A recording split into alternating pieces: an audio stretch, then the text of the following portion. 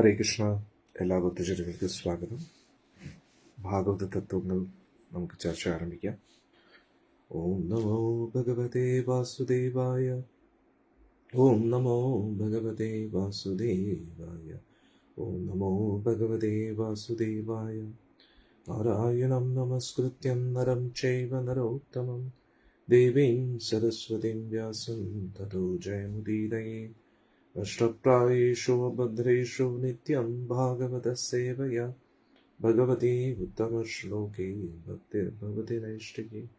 കൃഷ്ണായ വാസുദേവായ ദേവകീ നന്ദനായ ച നന്ദഗോപകുമാരായ ഗോവിന്ദായ നമോ നമഃ. ഓം അജ്ഞാനതിമിരന്ധസ്യ ജ്ഞാനാഞ്ജനശലാകായ ചക്ഷുരുന്മിലിതം യേന തസ്മൈ ശ്രീഗുരവേ നമഃ. श्रीचैतन्यमनोभीष्टं स्थापितं येन भूतले स्वयं रूपगदामह्यं ददाति स्वपदान्तिकं. वन्देऽहं श्रीगुरुं श्रीयुतापदकमलं श्रीगुरुं वैष्णवांश्च श्रीरूपं साग्रजातं सहगणरघुनाथान्वितं सजीवं साद्वैतं सावधूतं परिजनसहितं कृष्णचैतन्यदेवं श्रीराधा कृष्णपादान् सहगणललिता श्रीविशाखान्वितं च. नमो विष्णुपादाय कृष्णप्रेष्ठाय भूतले श्रीमते जयपताकस्वामीति नामिने. नमाचार्यपादाय निताय कृपप्रदायिने गौरकथाधामदाय नगरग्रामचारिणे. नमो विष्णुपादाय कृष्णप्रेष्ठाय भूतले श्रीमते भक्तिवेदान्तस्वामीति नामिने. नमस्ते सारस्वते देवे गौरवाणी प्रचारिणे निर्विशेषशून्यवादी पाश्चात्यदेशतारिणे. नमो विष्णुपादाय कृष्णप्रेष्ठाय भूतले श्रीमते भक्तिसिद्धान्तसरस्वतीति नामिने. श्रीवासवानवी देवी दयिताय कृपाब्धये कृष्णसम्बन्धविज्ञानादायिने प्रभवे नमः. माधुर्योज्ज्वलप्रेमाढ्या श्रीरूपानुगभक्तिदा श्रीगौरकरुणाशक्तिविग्रहाय नमोऽस्तुते. नमस्ते गौरवाणी श्रीमूर्ते दीनतारिणे रूपानुगविरधवसिद्धान्तद्वन्द्वहारिणे. नमो गौरकिशोराय साक्षात् वैराग्यमूर्तये विप्रलम्बरसाम्भोधे पादाम्बुजाय ते नमः. नमो भक्तिविनोदाय सच्चिदानन्दनामिने गौरशक्तिस्वरूपाय रूपानुगवराय ते. गौराविर्भावभूमेस्तं निर्दिष्टसज्जनप्रिय वैष्णवः सर्वभौमा श्रीजगन्नाथाय ते नमः. नमो महावदन्याय कृष्णप्रेमप्रदायते कृष्णाय कृष्णचैतन्यनामिने गौरत्वसे नमः. पञ्चतत्त्वात्मकं कृष्णं भक्तरूपस्वरूपकं भक्तावतारं भक्ताख्यं नमामि भक्तशक्तिदं. हे कृष्णा करुणा सिन्धो दीनबन्धो जगत्पते गोपेश गोपिका कान्ता राधा कान्ता नमोऽस्तुते. जयतां सुरतो पङ्गोर्मम मन्दमतिर्गति मत्सर्वस्वपादाम्भोजो राधामदनमोहनं. दिव्यवृन्दारण्यकल्पद्रुमद श्रीमद्रत्नागारसिंहासनस्थो श्रीमद्राधा श्रीरघुगोविन्ददेवो प्रेष्ठानभिसंयमानस्मरामि. श्रीमद्रासरसारम्भीवं श्रीवरत्तरस्थिता कर्षन् वेणुस्वनैर्गोपीर्गोपीनाथश्रीस्तुतं. तप्तकाञ्चन गौराङ्गी राधे वृन्दावनेश्वरी वृषभानुसुते देवी प्रणमामि हरिप्रिये. जय श्री कृष्ण चैतन्य प्रभु नित्यानंद श्री अद्वैत गदाधर श्रीवासवी गौरभक्तवृंद. हरे कृष्णा कृष्ण कृष्ण हरे हरे हरे राम राम राम हरे हरे. हरे कृष्ण कृष्ण कृष्ण हरे हरे हरे राम राम राम हरे हरे. हरे कृष्ण कृष्ण कृष्ण हरे हरे हरे राम राम राम हरे हरे. ओगं करोति वाचालं भङ्गं लङ्कायते गिरिं यत्कृपातमहं वन्दे श्रीगुरुं दीनतारिणं परमानन्दमाधवं ശ്രീചൈതന്യമീശ്വരം. ഹരി ഓം തത്സത്. ഹരേ കൃഷ്ണ. നമുക്ക് ചർച്ചകൾ ആരംഭിക്കാം.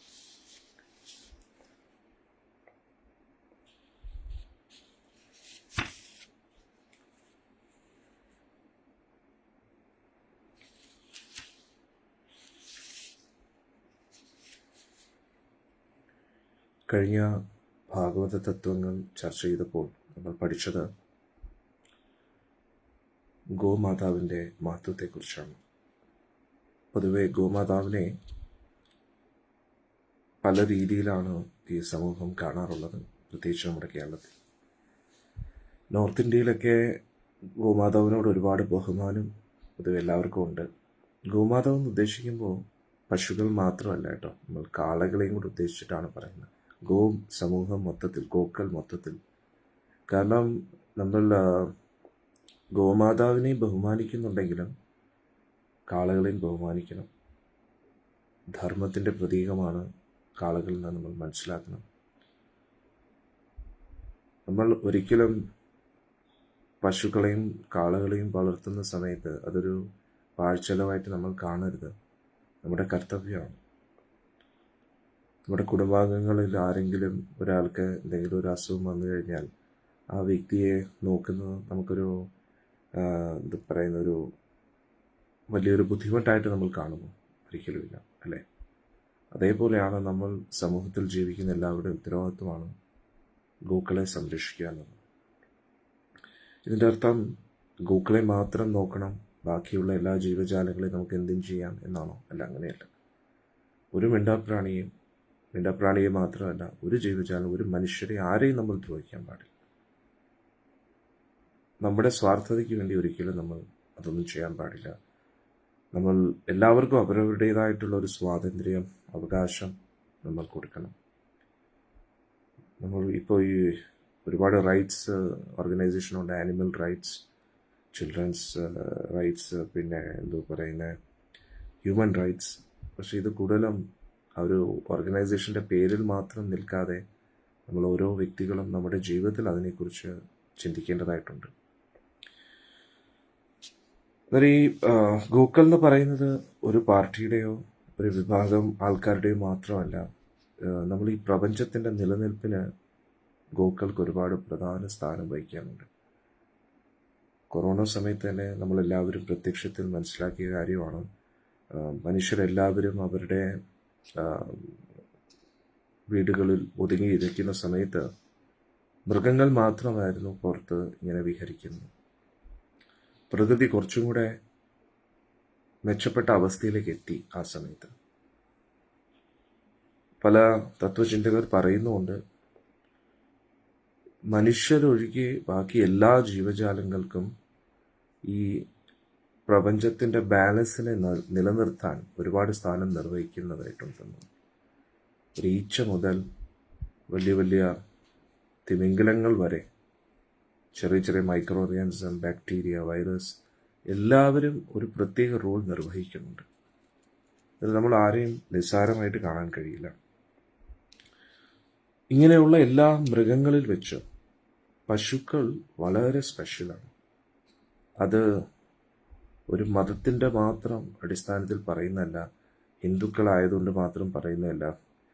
ഇത് നമ്മൾ മനസ്സിലാക്കാതെ പോകുന്ന കുറേ കാര്യങ്ങൾ പശുക്കളുടെ ആ ഒരു എനർജിയിലുണ്ടെന്നുള്ളതാണ്. പല പ്രാവശ്യവും പശുക്കളെക്കുറിച്ച് എന്തെങ്കിലുമൊക്കെ പറയുമ്പോൾ നിരീശ്വരവാദികൾ കളിയാക്കാറുണ്ട്, അല്ലെങ്കിൽ ഇതൊരു പാർട്ടിയുടേതാക്കി മാറ്റി അതിൻ്റെ പേരിൽ കളിയാക്കാറുണ്ട്. പക്ഷേ ഇതിനൊക്കെ അപ്പുറത്തായിട്ട് പശുക്കൾ എന്ന് പറഞ്ഞാൽ വളരെ സ്പെഷ്യലായിട്ടുള്ള ഒരു ജീവിയാണ്. പക്ഷേ ഈ കലിയുഗം പ്രോഗ്രസ് ആവണമെങ്കിൽ, അതായത് കലി എന്ന് പറയുന്ന ആ വ്യക്തി, കലിദേവൻ കലിയുഗത്തെ പ്രോഗ്രസ് ചെയ്യിപ്പിക്കുന്നത് ഗോഹത്യയിലൂടെയാണ്. അതായത് നമ്മൾ പ്രത്യക്ഷത്തിൽ നമ്മൾ ആ ഭാഗവത്തിൽ നമ്മൾ പഠിക്കുമ്പോൾ പരീക്ഷിത മഹാരാജാവ് കാണുന്ന കാഴ്ചയാണ് ഗോക്കളെ ദ്രോഹിക്കുക എന്നത്. അതായത് രാജാവിൻ്റെ വേഷം ധരിച്ച ഒരു വ്യക്തി, യഥാർത്ഥത്തിൽ അതിനുള്ള യോഗ്യതയില്ലാത്ത വ്യക്തി, യഥാർത്ഥത്തിൽ ഒരു ശൂദ്രനാണ്. അത് ജാതിയുടെ അടിസ്ഥാനത്തിലല്ല, വീണ്ടും ഞാൻ എടുത്തു പറയുന്നു. ആള് സ്വയം ഒരു ഭരണാധികാരിക്കായിട്ടുള്ള യോഗ്യതകളൊന്നും ഇല്ലാഞ്ഞിട്ടും ഭരണാധികാരിയായിട്ട് വേഷം ധരിച്ചിരിക്കുകയാണ്. എന്നിട്ട് ആ വേഷം ധരിച്ചുകൊണ്ട് ധർമ്മത്തെ തന്നെ നശിപ്പിച്ചുകൊണ്ടിരിക്കുകയാണ്. എന്നിട്ട് ഇത് ഒരു ഉദാഹരണം പോലെയാണെങ്കിലും അത് യഥാർത്ഥത്തിൽ പരീക്ഷിത് കണ്ടുകൊണ്ടും ഇരിക്കുകയാണ്. പ്രതീകാത്മകമായിട്ട് മാത്രമല്ല ഇത് കണ്ടുകൊണ്ടിരിക്കുന്നത്, പരീക്ഷിത് മഹാരാജ് കൺമുന്നിൽ അത് യഥാർത്ഥത്തിൽ സംഭവിച്ചുകൊണ്ടിരിക്കുകയാണ്. അന്നേരം കാള എന്ന് പറയുന്നത് ധർമ്മത്തിന്റെ പ്രതീകം എന്ന് പറയുന്നുണ്ടെങ്കിലും പ്രത്യക്ഷത്തിൽ അത് ധർമ്മത്തെ സ്ഥാപിക്കാൻ നമ്മളെ സഹായിക്കുന്നുമുണ്ട്. കാരണം ഈ പ്രപഞ്ചത്തിൽ ഓരോ ശക്തിയുടെ പുറകിലും അതിൻ്റെതായിട്ടുള്ള ഒരു ദേവനുണ്ട്. ഞാൻ പറഞ്ഞിരുന്നു, സൂര്യദേവൻ സൂര്യഗോളത്തെ നിയന്ത്രിക്കുന്നു, ചന്ദ്രദേവൻ ചന്ദ്രഗോളത്തെയും, അങ്ങനെ ഓരോ ഭൂമിയുടെ പുറകിൽ ഭൂമി ദേവിയായിട്ടും.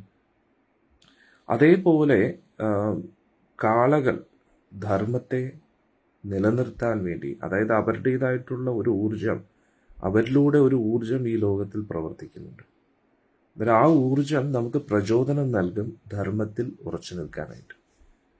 അതേപോലെ പശുക്കളുടെ ആ നിലനിൽപ്പ്, ഇത് ഞാൻ കഴിഞ്ഞ സത്സംഗത്തിൽ വളരെ ഡീറ്റെയിൽ ആയിട്ട് പറഞ്ഞു. ആദ്യമായിട്ട് ഈ സത്സംഗം കേൾക്കുന്ന ഭക്തർ കൂടുതൽ ഡീറ്റെയിൽ ആയിട്ട് കുറച്ചും കൂടെ യുക്തിപരമായിട്ട് ഇത് മനസ്സിലാക്കാൻ താല്പര്യമുണ്ടെങ്കിൽ കഴിഞ്ഞ സത്സംഗം ഭാഗവത തത്വങ്ങൾ എന്ന് പറയുന്ന ഇതിനു മുമ്പേ ഉള്ള ഒരു ഭാഗം കേൾക്കണം. അതിലൂടെ നിങ്ങൾക്ക് മനസ്സിലാക്കാൻ കഴിയും എത്രത്തോളം ഗോക്കൾ നമ്മുടെ ജീവിതത്തിൽ ഒരു ഇമ്പോർട്ടൻറ്റ് സ്ഥാനം വഹിക്കുന്നു. അന്നേരം പശുക്കൾ ഒരിടത്ത് നിങ്ങൾ നിൽക്കുന്ന സമയത്ത് അവരിലൂടെ പ്രവഹിക്കുന്ന ആ ഒരു ഊർജം നമുക്ക് നന്മയിലേക്ക് നയിക്കാൻ ഒരു പ്രേരണ ലഭിക്കും എന്നുള്ളതാണ്. അതിലൂടെ നമുക്ക് ഏതൊരു കാര്യം ചെയ്യണമെങ്കിലും, അത് നല്ല കാര്യങ്ങളാണെങ്കിലും മോശപ്പെട്ട കാര്യങ്ങളാണെങ്കിലും, നമുക്ക് അതിൻ്റെ പുറകിൽ ഒരു മോട്ടിവേഷൻ കാണുമല്ലോ. അന്നേരം നമുക്ക് നല്ല കാര്യങ്ങൾ ചെയ്യാൻ മോട്ടിവേഷൻ ലഭിച്ചു കഴിഞ്ഞാൽ നമ്മൾ നല്ല വ്യക്തികളായിട്ട് മാറും. മോശപ്പെട്ട കാര്യങ്ങൾ ചെയ്യാൻ മോട്ടിവേഷൻ ലഭിക്കുകയാണെങ്കിൽ നമ്മൾ മോശപ്പെട്ട വ്യക്തികളാവും. കൊച്ചുകുട്ടികളെ പോലെയാണ് നമ്മളെല്ലാവരും. കൊച്ചുകുട്ടികൾക്ക് നല്ല കാര്യങ്ങൾ ചെയ്യാൻ ഒരു പ്രേരണ ലഭിക്കുകയാണെങ്കിൽ അവർ നല്ല കാര്യങ്ങൾ ചെയ്യും. അതേപോലെ പശുക്കൾ, കാളകൾ, ഇത് മനുഷ്യരുടെ ഉള്ളിലെ സത്വഗുണത്തെ വളർത്തും. ആ സത്വഗുണത്തിലൂടെ ഈ ലോകത്തെല്ലാം നിലനിൽക്കാൻ വേണ്ടി നമ്മളെ സഹായിക്കും. ഇതിനെക്കുറിച്ച് കഴിഞ്ഞ സത്സംഗത്തിൽ ഞാൻ ചർച്ച ചെയ്തിരുന്നു. അതായത് ഒരു വിവാഹ ബന്ധത്തെക്കുറിച്ച് നമ്മൾ ചിന്തിക്കുകയാണെങ്കിൽ ഒരു ആണും പെണ്ണും ഒന്നിക്കുന്നത് രജോഗുണത്താലാണ്. ഏതൊരു പുതിയ കാര്യം ആരംഭിക്കുന്നതും രജോഗുണത്താൽ. ഒരു പാഷൻ ഇല്ലാതെ നമുക്കൊന്നും ചെയ്യാൻ കഴിയില്ല. എന്താണ് ഈ പാഷൻ? പാഷൻ എന്ന് പറഞ്ഞു കഴിഞ്ഞാൽ ഒരു സ്ട്രോങ് അട്രാക്ഷൻ, റിസൾട്ടിന് വേണ്ടിയുള്ള ഒരു സ്ട്രോങ് അട്രാക്ഷൻ. ഒരു പാഷനേറ്റ് അല്ലാത്ത വ്യക്തിക്ക് ഈ ലോകത്ത് ഒന്നും ചെയ്യാൻ കഴിയില്ല. അന്നേരം ആ റിസൾട്ടിനോട്ടുള്ള ഒരു അമിതമായിട്ടുള്ള ആസക്തി, അതാണ് ഒരു വ്യക്തിയെ ഏതൊരു കാര്യം ചെയ്യാനും പ്രേരിപ്പിക്കുന്നത്. അതേപോലെ വിവാഹ ജീവിതത്തിലും ഒരു ആണും പെണ്ണും ഒന്നിക്കുന്ന ആ സമയത്ത് അവരുടെ ഉള്ളിലെ ആ രജോ ഗുണമാണ് അവരെ ആ ഒരു ബന്ധത്തിലേക്ക് മുന്നോട്ട് പോകാൻ പ്രേരിപ്പിക്കുന്നത്. അതേ ബന്ധം തന്നെ തകരുന്നത് തമോ ഗുണത്താലാണ്. കാരണം മുന്നിലുള്ള വ്യക്തിയുടെ അതായത് ആ ഒരു പ്രതീക്ഷകൾ തകരുന്നു എന്ന് തോന്നുന്ന സമയത്ത് ആ വ്യക്തിയെ ജീവിതത്തിൽ നിന്ന് എന്നേക്കുമായിട്ട് അകറ്റാൻ ആഗ്രഹിക്കുന്നു. കാരണം എനിക്ക് പ്രയോജനമുള്ള ഒന്നും തരുന്നില്ല, എനിക്ക് പ്രയോജനമുള്ള ഒന്നും ആ വ്യക്തിയിൽ നിന്ന് ലഭിക്കുന്നില്ല എന്നൊരു ചിന്താഗതിയാൽ അതേ രജോ ഗുണത്താൽ ആരംഭിച്ച ബന്ധം തമോ ഗുണത്തിലേക്ക് അവസാനിക്കുന്നു. ഈ രജോ ഗുണം തുടക്കത്തിലുള്ള പാഷൻ, അതായത് നമ്മൾ തമാശപരമായിട്ട് പല പ്രാവശ്യം അത് പറയുന്നുണ്ടെങ്കിലും, അതായത് വിവാഹ ജീവിതത്തിൽ തുടക്കത്തിലൊക്കെ വലിയ സന്തോഷമായിരിക്കും. പിന്നെ കുറേ സമയം മുന്നോട്ട് പോകുന്നതിനനുസരിച്ച് ആ ബന്ധത്തിൻ്റെ ആ ഒരു സ്നേഹബന്ധത്തിൽ എന്തോ ഒരു കുറവ് വരുന്നതായിട്ട് അനുഭവപ്പെടും. അത് ചിലപ്പോൾ നമ്മൾ വിചാരിക്കും അത് തുടക്കത്തിൽ ഒരു സ്നേഹമുണ്ട്, പക്ഷെ കുറച്ച് കഴിയുമ്പോൾ ആ ബന്ധം കൂടുതൽ അടുത്തത് കൊണ്ട് നമ്മൾ കൂടുതൽ കെയറിങ്ങിൻ്റെ ആവശ്യമില്ലല്ലോ, തമ്മി ഒരു ധാരണയിലേക്ക് എത്തിയത് കൊണ്ട് കെയറിങ്ങിൻ്റെ ആവശ്യമില്ലല്ലോ എന്നാണ്. അതായത് ഹസ്ബൻഡിൻ്റെതായിട്ടുള്ള കാര്യത്തിൽ ബിസി ആവുന്നു, വൈഫിൻ്റെ കാര്യത്തിൽ ബിസി ആവുന്നു, കുട്ടികളുടെ കാര്യത്തിൽ ബിസി ആവുന്നു. അതുകൊണ്ട് തുടക്കത്തിലുള്ള ആ സ്നേഹബന്ധമൊന്നും പിന്നെ കാണാറില്ല. അങ്ങനെ പൊതുവെ പറയാറുണ്ടെങ്കിലും പക്ഷെ യാഥാർത്ഥ്യത്തിൽ ആ തുടക്കത്തിലുള്ള ആ ഒരു അടുപ്പം പിന്നെ കാലക്രമേണ കുറയുന്നതായിട്ട് എല്ലാവർക്കും കാണാൻ കഴിയും. കാരണം എന്തുകൊണ്ടാണ് അത് എല്ലാവരുടെ ജീവിതത്തിലും അല്ല, പക്ഷെ പ്രത്യേകിച്ച് ഡിവോഴ്സ് കേസസിലേക്ക് പോകുന്ന ആ ഒരു ബന്ധം. കാരണം ഈ ലോകത്ത് ഒരാണും പെണ്ണും വിവാഹം കഴിക്കുമ്പോൾ ഒരിക്കലും ചിന്തിക്കാറില്ല ഇത് ഡിവോഴ്സിലേക്ക് എത്തുമെന്ന്. എല്ലാവരും വിവാഹം കഴിക്കുന്ന എന്തിനു വേണ്ടിയാ? എന്നെന്നും എൻ്റെ പാർട്ട്ണർ ഇവർ തന്നെയായിരിക്കും, എന്നെന്നും ഇവരുമായിട്ട് ജീവിക്കണം എന്നൊരു തീരുമാനത്തോടു കൂടിയല്ല എല്ലാവരും ഒന്നിക്കുന്നത്. അന്നേരം ആ രജോ ഗുണത്താലാണ് ആ ബന്ധം ആരംഭിക്കുന്നത്. അന്നേരം നമ്മൾ ഈ പുരാണങ്ങളും ശാസ്ത്രങ്ങളും നമ്മുടെ സൈക്കോളജി പഠിക്കാനും നമ്മുടെ ജീവിതത്തിൽ നടന്നുകൊണ്ടിരിക്കുന്ന പ്രശ്നങ്ങൾക്ക് പരിഹാരമായിട്ടും നമ്മൾ പഠിക്കേണ്ടതാണ്. ഇനി സൈക്കോളജി പൊതുവെ ഡിഗ്രി ആയിട്ട് ആരെങ്കിലും പഠിക്കുകയാണെങ്കിൽ അവിടെ ഹ്യൂമൻ ബിഹേവിയറിൻ്റെ പല പല എക്സാമ്പിൾസുമാണ് സ്റ്റഡി ചെയ്യുന്നത്. അത് സൈക്കോളജി പഠിക്കുന്ന ആൾക്കാർക്ക് കൂടുതൽ ഡെപ്തിൽ അറിയാം. അന്നേരം പല പല കേസ് സ്റ്റഡീസാണ് അവിടെ ഫോക്കസ് ചെയ്യുന്നത്. എന്നിട്ട് അതിൻ്റെ അടിസ്ഥാനത്തിൽ ഒരു കൺക്ലൂഷനിലേക്ക് എത്തുകയാണ്. പല പല ഹ്യൂമൻ ബിഹേവിയറും ഒബ്സർവ് ചെയ്ത ചില സൈക്യാട്രിസ്റ്റുകളുടെ അവരുടെ റെഫറൻസസിൻ്റെ അടിസ്ഥാനത്തിലായിരിക്കും ഒരു ഹ്യൂമൻ ബിഹേവിയറിനെ കുറിച്ച് നമ്മൾ ഒരു കൺക്ലൂഷനിലേക്ക് എത്തുന്നത്. പക്ഷേ ഒരിക്കലും ഒരു വിഭാഗത്തിലുള്ള കുറച്ച് മനുഷ്യരുടെ കേസ് സ്റ്റഡിയുടെ അടിസ്ഥാനത്തിൽ നമുക്കൊരു ജനറലൈസേഷൻ ചെയ്യാൻ കഴിയില്ല. കാരണം നമ്മൾ മനുഷ്യരെന്ന് പറഞ്ഞു കഴിഞ്ഞാൽ ഇതിനകത്തിരിക്കുന്ന ആത്മാവ് പല പല അനുഭവങ്ങൾ നിന്നാണ് വരുന്നത്. അതുകൊണ്ട് കുറച്ച് പേരെ സ്റ്റഡി ചെയ്തുകൊണ്ട് നമുക്ക് മൊത്തത്തിൽ മനുഷ്യരാശിയുടെ ഒരു പ്രവണതയെ മനസ്സിലാക്കാൻ കഴിയില്ല. പ്രത്യേകിച്ച് നമ്മുടെ പോലും പ്രവണതകളെ നമുക്ക് നമ്മുടെ മനസ്സിനെ പോലും കൺട്രോൾ ചെയ്യാൻ കഴിയത്തില്ല. നമ്മൾ മനുഷ്യരുടെ മനസ്സെന്ന് പറഞ്ഞാൽ ഒന്ന് ആലോചിച്ച് നോക്കണം. നമുക്കറിയാം ഇത് കഴിച്ചു കഴിഞ്ഞാൽ നമ്മുടെ ശരീരത്തിന് ദ്രോഹം ചെയ്യുന്നതാണ്, പക്ഷെ എന്നാലും നമുക്കതിനെ നിയന്ത്രിക്കാൻ കഴിയില്ല. നമ്മുടെ ജീവിതത്തിൽ പലതും ചെയ്യാൻ നമ്മൾ ആഗ്രഹിക്കുന്നു, നല്ല നല്ല കാര്യങ്ങൾ, പക്ഷെ നമ്മുടെ മനസ്സ് നമ്മളെ അനുവദിക്കത്തില്ല. മനസ്സ് അനുവദിക്കാതെ ശരീരം പ്രവർത്തിക്കത്തില്ല. ഒന്നാലോചിച്ച് നോക്കണേ. അന്നേരം നമ്മൾ ഇതിനകത്തിരിക്കുന്ന ആത്മാവാണ്. ഇനി ഈ ശരീരത്തിനെ നിലനിർത്തുന്നത് ആത്മാവുമാണ്. ആത്മാവില്ലെങ്കിൽ ഈ ശരീരം പ്രവർത്തിക്കത്തില്ല. പക്ഷേ മനസ്സ് ഉപയോഗിക്കാതെ ശരീരം പ്രവർത്തിക്കത്തുമില്ലേ? അതായത് ആത്മാവ് ഈ ശരീരത്തിൻ്റെ അകത്ത് ഉള്ളിടത്തോളം കാലമേ ഈ ശരീരം പ്രവർത്തിക്കുകയുള്ളൂ. പക്ഷേ ഈ ശരീരത്തെ ആക്ച്വലി പ്രവർത്തിപ്പിക്കുന്നത് മനസ്സുമാണ്. മനസ്സ് ആത്മാവ് ഉണ്ടെങ്കിൽ മാത്രമേ ശരീരം പ്രവർത്തിക്കുകയുള്ളൂ. അല്ലെങ്കിൽ ആത്മാവ് പോയി കഴിഞ്ഞാൽ മരണമാണല്ലോ. പിന്നെ ആത്മാവ് ഉണ്ട്, പക്ഷെ അതേ സമയത്ത് ശരീരത്തെ യഥാർത്ഥത്തിൽ പ്രവർത്തിപ്പിക്കുന്നത് മനസ്സുമാണ്. മനസ്സുപയോഗിച്ചിട്ടാണ് ഈ ശരീരം പ്രവർത്തിക്കുന്നത്. അന്നേരം ആത്മാവിൻ്റെ തന്നെ ഒരു പ്രതിരൂപം എന്ന് വേണമെങ്കിൽ നമുക്ക് മനസ്സിനെ പറയാം. ആത്മാവ് ഇതിൻ്റെ ഉള്ളിലിരിക്കുന്ന സമയത്ത് ആത്മാവിൻ്റേതായിട്ടുള്ള പൂർവജന്മ വാസനകളെല്ലാം അത് ഒരു അടുത്തൊരു ആത്മാവായി മാറുന്നു എന്ന് വേണമെങ്കിൽ നമുക്ക് പറയാം. ഒരു ഉദാഹരണം പറയാം. അങ്ങനെ അടുത്തൊരു ആത്മാവ് ഇല്ല, ഒരേ ഒരാൾ തന്നെ ഉള്ളൂ ഇതിനകത്ത്. നമ്മൾ ആത്മാവും പിന്നെ അത് കൂടാതെ ഭഗവാനും ഉണ്ട്. ഭഗവാൻ സർവ്വചരാചരങ്ങളും നിറഞ്ഞു നിൽക്കുകയാണ്. പക്ഷെ നമ്മൾ മനസ്സിലാക്കേണ്ട ഒരു കാര്യം എന്ന് പറഞ്ഞാൽ ഇതിനകത്ത് നമ്മൾ ഇരിക്കുന്നു, എന്നിട്ട് നമ്മുടെ ഉള്ളിലെ പരിശുദ്ധ ആത്മാവെന്ന് നമ്മൾ പല പ്രാവശ്യവും കേൾക്കാറുണ്ട്, മറ്റു മതങ്ങളിൽ പോലും അത് കേൾക്കാറുണ്ട്. പക്ഷെ യഥാർത്ഥത്തിൽ നമ്മുടെ ഉള്ളിലിരിക്കുന്ന ആ വ്യക്തിയെ തന്നെയാണ് ഉദ്ദേശിക്കുന്നത്. നമ്മൾ ഇതിനകത്തിരിക്കുകയാണ്. എന്നിട്ട് നമ്മുടേതായിട്ടുള്ള പല പല ജന്മങ്ങളിൽ നമ്മൾ അനുഭവിച്ച കാര്യങ്ങളും നമ്മളുടെ ആഗ്രഹങ്ങളും ഇതെല്ലാം അടുത്തൊരു രൂപമായിട്ട് മാറുകയാണ്. ആ രൂപമാണ് മനസ്സെന്ന് പറയുന്നത്. എന്നിട്ട് ആ മനസ്സാണ് ഈ ശരീരത്തെ കൊണ്ട് പ്രവർത്തിപ്പിച്ചുകൊണ്ടിരിക്കുന്നത്. എന്നിട്ട് ഞാൻ പറഞ്ഞു വന്നത്, നമ്മുടെ ആ വാസനകളെയും ഗുണങ്ങളെയൊക്കെ നിയന്ത്രിക്കേണ്ടത് വളരെ അത്യാവശ്യമാണ്. അന്നേരം സത്വഗുണത്താൽ മാത്രമേ ഒരു ബന്ധം നിലനിർത്തിക്കൊണ്ടു പോകാൻ കഴിയൂ. ബന്ധങ്ങൾ മാത്രമല്ല, ഏതൊരു പ്രവൃത്തി, ഏതൊരു ഓർഗനൈസേഷൻ ആണെങ്കിലും നമ്മൾ പുതിയൊരു ഉദ്യമനത്തിലേക്ക് കടക്കുമ്പോഴും ഏതൊരു കാര്യം തുടങ്ങാൻ വളരെ ഈസിയാണ്, നിർത്താനും വളരെ ഈസിയാണ്. പക്ഷെ തുടർന്നു കൊണ്ട് പോകാനാണ് ഏറ്റവും ബുദ്ധിമുട്ട്. തുടങ്ങാൻ രജോ ഗുണം വേണം. ഒരു പാഷൻ ഇല്ലാതെ ഒരു ക്രിയേറ്റിവിറ്റി ആരുടെ ഉള്ളിലും വരത്തില്ല.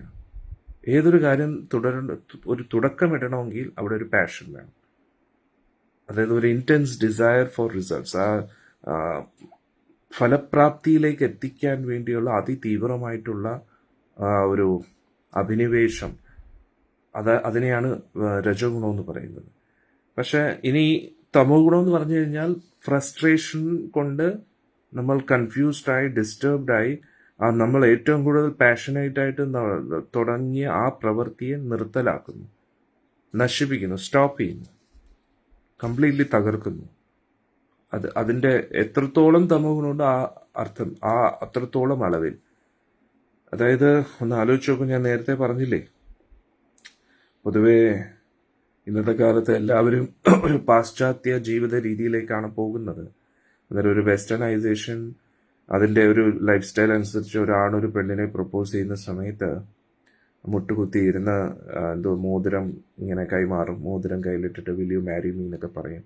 അത് ഞാൻ ആ ഒരു സമ്പ്രദായത്തെ കളിയാക്കി, ആ ഒരു രീതിയെ കളിയാക്കുന്നതല്ല. പക്ഷേ അതേ വ്യക്തി തന്നെ, അതായത് ഒരു സ്ത്രീയുടെ മുമ്പിൽ, ഒരു പെൺകുട്ടിയുടെ മുമ്പിൽ പ്രോമിസ് ചെയ്യുന്നു, ജീവിതകാലം മുഴുവൻ നിന്നെ സംരക്ഷിക്കാം എന്ന പ്രോമിസോട് കൂടി ആ വ്യക്തിയുടെ മുമ്പിൽ മുട്ടുകുത്തി ഇരുന്നിട്ട് മോതിരം വിരൽ അണിയിച്ചു കൊടുക്കുന്നു. പക്ഷെ ഇതേ വ്യക്തി തന്നെയാണ് പിന്നെ ആ വ്യക്തിയെ തകർക്കുന്നത്, കൊല്ലാൻ പോലും മടിക്കാത്തത്. നമ്മൾ പൊതുവെ വെസ്റ്റേൺ കൾച്ചറിൽ ഈ നല്ല കാര്യങ്ങൾ മാത്രമേ കാണുന്നുള്ളൂ. എത്ര വളരെ സ്നേഹമാണ്, അന്നേരത്തേക്ക് എത്ര നല്ല രീതിയിലുള്ള ഒരു ജീവിത രീതിയാണെന്നൊക്കെ ഇന്നത്തെ യുവാക്കൾ ചിലപ്പം ചിന്തിക്കാം. കാരണം നമ്മുടെ നാട്ടിലെ ഒരു പണ്ട് മുതലേ ഉള്ള ഒരു ആചാര രീതി എന്ന് പറഞ്ഞു കഴിഞ്ഞാൽ, പെണ്ണ് കാണാൻ പോകുന്നു, അച്ഛനും അമ്മയും കാണാൻ പോകുന്നു, പിന്നെ അതിനുശേഷം കുറേ ആലോചിച്ചതിന് ശേഷം തീരുമാനങ്ങളിലേക്ക് എത്തുന്നു, പിന്നെ വിവാഹം കഴിക്കുന്നു. അങ്ങനെയാണ് പൊതുവെയുള്ള രീതി. പക്ഷേ വെസ്റ്റേൺ രീതിയിലേക്ക് എല്ലാവരും ഇപ്പം പോകുന്നു. ഒരു ആണും പെണ്ണും കാണുന്നു, അവർ തമ്മിൽ അറിയാൻ ശ്രമിക്കുന്നു, പിന്നെ ആണ് വളരെ ആകാംക്ഷയോടുകൂടി പ്രപ്പോസ് ചെയ്യുന്നു, പെണ്ണത് വളരെ എക്സൈറ്റഡ് ആയിട്ട് അത് അംഗീകരിക്കുന്നു. എന്നിട്ട് ഇതേ പെണ്ണിനെ തന്നെയാണ് പിന്നെ ഈ ആണ് അടിക്കുന്നതും ഇടിക്കുന്നതും. കാരണം ഏറ്റവും കൂടുതൽ ഡൊമസ്റ്റിക് വയലൻസ്, അതായത് ഹസ്ബൻഡും വൈഫുമായിട്ടുള്ള വയലൻസ് നടക്കുന്ന വെളിനാട്ടിൽ തന്നെയാണ്. ഇതാരും അറിയുന്നില്ലെന്നേ ഉള്ളൂ. എത്രയോ പോലീസ് കേസുകൾ നടക്കാറുണ്ട് വെസ്റ്റേൺ കൺട്രീസിൽ, അമേരിക്കയിലാണെങ്കിലും UK ഓസ്ട്രേലിയയിലും എല്ലായിടത്തും എത്രയോ കേസുകൾ നടക്കുന്നുണ്ട്. അന്നേരം ഇവർ ഒന്നിക്കുന്ന സമയത്ത് അങ്ങനെ ഒന്നും ചിന്തിച്ചിട്ടല്ലല്ലോ. ഇവർ ആ പെണ്ണിൻ്റെ മുമ്പിൽ മുട്ടുകുത്തി നിൽക്കുന്നു, അതേ പെണ്ണിനെ തന്നെയാണ് അടിക്കുന്നത്. അന്നേരം എങ്ങനെയാണ് ഈ മാറ്റം സംഭവിക്കുന്നത്? അതാണ് ഞാൻ പറയാൻ ഉദ്ദേശിച്ചത്. ഏതൊരു ബന്ധം തുടങ്ങുന്നതും രജോ ഗുണത്താലാണ്. പക്ഷെ അത് ആ രജോ ഗുണത്തെ സത്വഗുണത്താൽ നിലനിർത്താൻ പറ്റിയില്ല എങ്കിൽ അത് എന്ത് പറ്റും? അത് തമോ ഗുണമായിട്ട് മാറും. അന്നേരം സത്വഗുണമാണ് യഥാർത്ഥത്തിൽ ഈ ലോകത്തുള്ള എല്ലാത്തിനെയും നിലനിർത്തുന്നത്. അന്നേരം സത്വഗുണത്തിൻ്റെ പ്രാധാന്യത നമ്മൾ മനസ്സിലാക്കണം. അന്നേരം നമ്മൾ പശുക്കളെയും കാളകളെയൊക്കെ നിസാര ജീവികളായിട്ട് കാണുന്നു. നമ്മൾ അവരുടെ അജ്ഞരായിട്ടുള്ള വ്യക്തികൾ അവരുടെ മാംസം കഴിക്കാൻ ഇത്രയും തത്പരരായിട്ട് നടക്കുന്നു. ഈ ഇടയ്ക്കും പല നടീനടന്മാർ പോലും അഭിമാനത്തോടു കൂടി പറയുകയാണ്, ഞാൻ ബീഫ് കഴിക്കുന്ന ആളാണ്, വേണ്ടി വന്നാൽ പന്നിയും കഴിക്കും. ഇത് ഒരു കോമൺ സെൻസ് എന്ന് പറയുന്ന ഒരു കാര്യമില്ലെന്നുള്ളതാണ്. അതായത് പ്രമുഖരായിട്ടുള്ള മിക്ക നടീനടന്മാരും അഭിമാനത്തോടു കൂടി, അഹങ്കാരത്തോടു കൂടിയാണ് ഇതൊക്കെ പറയുന്നത്. അവരെയൊക്കെ സാധാരണ ജനങ്ങൾ ഹീറോ നായികയായിട്ടും ഒക്കെ അംഗീകരിക്കുകയാണ്. ശരി, അതെന്തോന്നാവട്ടെ. കാരണം അഭിനയം എന്ന് പറഞ്ഞാൽ അഭിനയം മാത്രമാണല്ലോ, അതാണ് അവർ ചിന്തിക്കുന്നത്. അതായത് എന്തിനു വേണ്ടിയാണ് ഈ സിനിമ കൊണ്ടുവരുന്നത് എന്നല്ല അവരുടെ ചിന്താഗതി. അതായത് ഒരു കഥാപാത്രമായിട്ട് അഭിനയിക്കുന്ന സമയത്ത് ആ അഭിനയത്തിലൂടെ എന്താണ് ഉദ്ദേശിക്കുന്നത്? ഇവരുദ്ദേശിക്കുന്നത് കാശുണ്ടാക്കുക എന്ന ഒറ്റ ഉദ്ദേശത്തോടു കൂടിയാണ് ഇന്ന് സിനിമ ഇറങ്ങുന്നത്. പ്രൊഡ്യൂസർ മുടക്കിയ കാശിൽ കൂടുതൽ കാശ് തിരിച്ചു കൊടുക്കണം.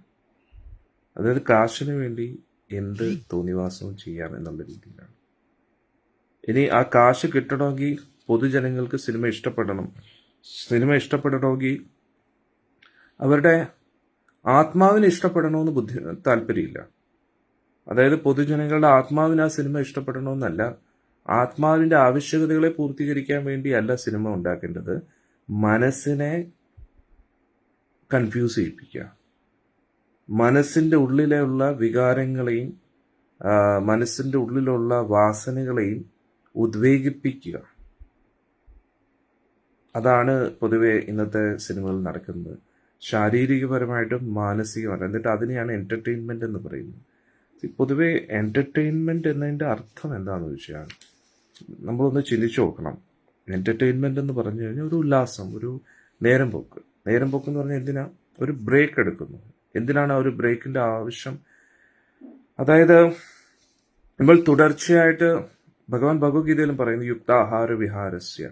അന്നേരം നമ്മൾ തുടർച്ചയായിട്ട് ഒരു കാര്യം, ഉത്തരവാദിത്തങ്ങൾ ശരീരത്തിൽ കൊണ്ട് നമ്മൾ പല പല കാര്യങ്ങളും ചെയ്തുകൊണ്ടിരിക്കുന്നു. അന്നേരം മനസ്സുപയോഗിച്ചിട്ടാണല്ലോ നമ്മൾ പ്രവർത്തിക്കുന്നത്. അന്നേരം നമുക്ക് ഇഷ്ടമല്ലാത്ത കാര്യങ്ങൾ നമ്മളത് ചെയ്തുകൊണ്ടിരിക്കുമ്പോൾ അത് തുടർച്ചയായിട്ട് ഒരു ബ്രേക്ക് ഇല്ലാതെ ചെയ്തു കഴിയുമ്പോൾ ഒരു ബ്രേക്കിംഗ് പോയിന്റ് വരും. നമ്മൾ ബ്രേക്ക് എടുത്തില്ലെങ്കിൽ നമ്മൾ ബ്രേക്ക് ഡൗൺ ആവും. എപ്പോഴും ഓർക്കുക. അന്നേരം നമുക്ക് ഇഷ്ടമുള്ള കാര്യമല്ല നമ്മൾ ചെയ്യുന്നത് എങ്കിൽ നമ്മൾ ബ്രേക്ക് ഡൗൺ ആയി പോകും. എങ്ങനെ? ഉദാഹരണത്തിന്, ഒരു കുട്ടിക്ക് പഠിക്കാൻ താല്പര്യമില്ല എങ്കിൽ ആ കുട്ടിയെ നിർബന്ധിപ്പിച്ച് പഠിപ്പിക്കാൻ ശ്രമിച്ചുകൊണ്ടിരിക്കുന്നു. ആ കുട്ടി പഠിക്കാൻ ശ്രമിച്ചിരിക്കുന്നു, പക്ഷെ ഉള്ളിൻ്റെ ഇഷ്ടമില്ല. അവസാനം എന്താവും? അത് ഒരു സ്ട്രെസ് ലെവൽ കൂട്ടും. ഇപ്പോൾ ഒരു വ്യക്തി ജോലി ചെയ്യുകയാണെങ്കിലും അതാണ് നമ്മൾ മനസ്സിലാക്കേണ്ടത്. നമ്മൾ ചെയ്യുന്ന കാര്യങ്ങൾ ഇഷ്ടപ്പെട്ട് ചെയ്യുക, അല്ലെങ്കിൽ ഇഷ്ടപ്പെട്ട കാര്യങ്ങൾ നമ്മൾ ചെയ്യുക. ഇത് വളരെ ഇമ്പോർട്ടൻ്റ് ആണ്. അന്നേരം ഇന്ന് എല്ലാവരും ജോലി ചെയ്യുന്നുണ്ട്, കുടുംബത്തിലെ കാര്യങ്ങൾ നോക്കുന്നുണ്ട്, പക്ഷേ എന്തിനോ വേണ്ടി, ആർക്കോ വേണ്ടി ചെയ്യുന്നതുകൊണ്ടാണ് ടെൻഷൻ കൂടുന്നത്.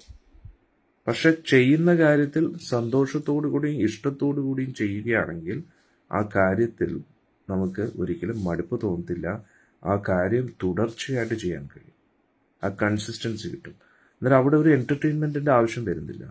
അവർ ചെയ്യുന്ന പ്രവൃത്തി തന്നെ എൻ്റർടൈൻമെൻ്റാണ്. മനസ്സിലാവുന്നുണ്ടോ? അന്നേരം ഈ എൻ്റർടൈൻമെൻറ്റ് എന്ന ഇതിൻ്റെ അർത്ഥം തന്നെ എന്താണ്? ഇങ്ങനെ സ്ട്രെസ്ഡ് ആയിട്ടിരിക്കുന്ന വ്യക്തികൾക്ക് ഒരു റിലാക്സേഷൻ കൊടുക്കുന്നു. ആ റിലാക്സേഷൻ്റെ ഉദ്ദേശം എന്താണ്? അത് ഒരു ബ്രേക്ക് എടുത്തിട്ട് വീണ്ടും തുടരാൻ വേണ്ടിയാണ്, കർത്തവ്യങ്ങളിലേക്ക് വീണ്ടും എത്താൻ വേണ്ടിയാണ്. അത് ആ ഒരു റിലാക്സേഷൻ എന്ന് പറഞ്ഞു കഴിഞ്ഞാൽ ഉറക്കത്തിലൂടെ ആകാം, അല്ലെങ്കിൽ ഒന്നും ചെയ്യാതെ കുറച്ചു നേരം ഇരിക്കുന്നതിലൂടെ ആകാം.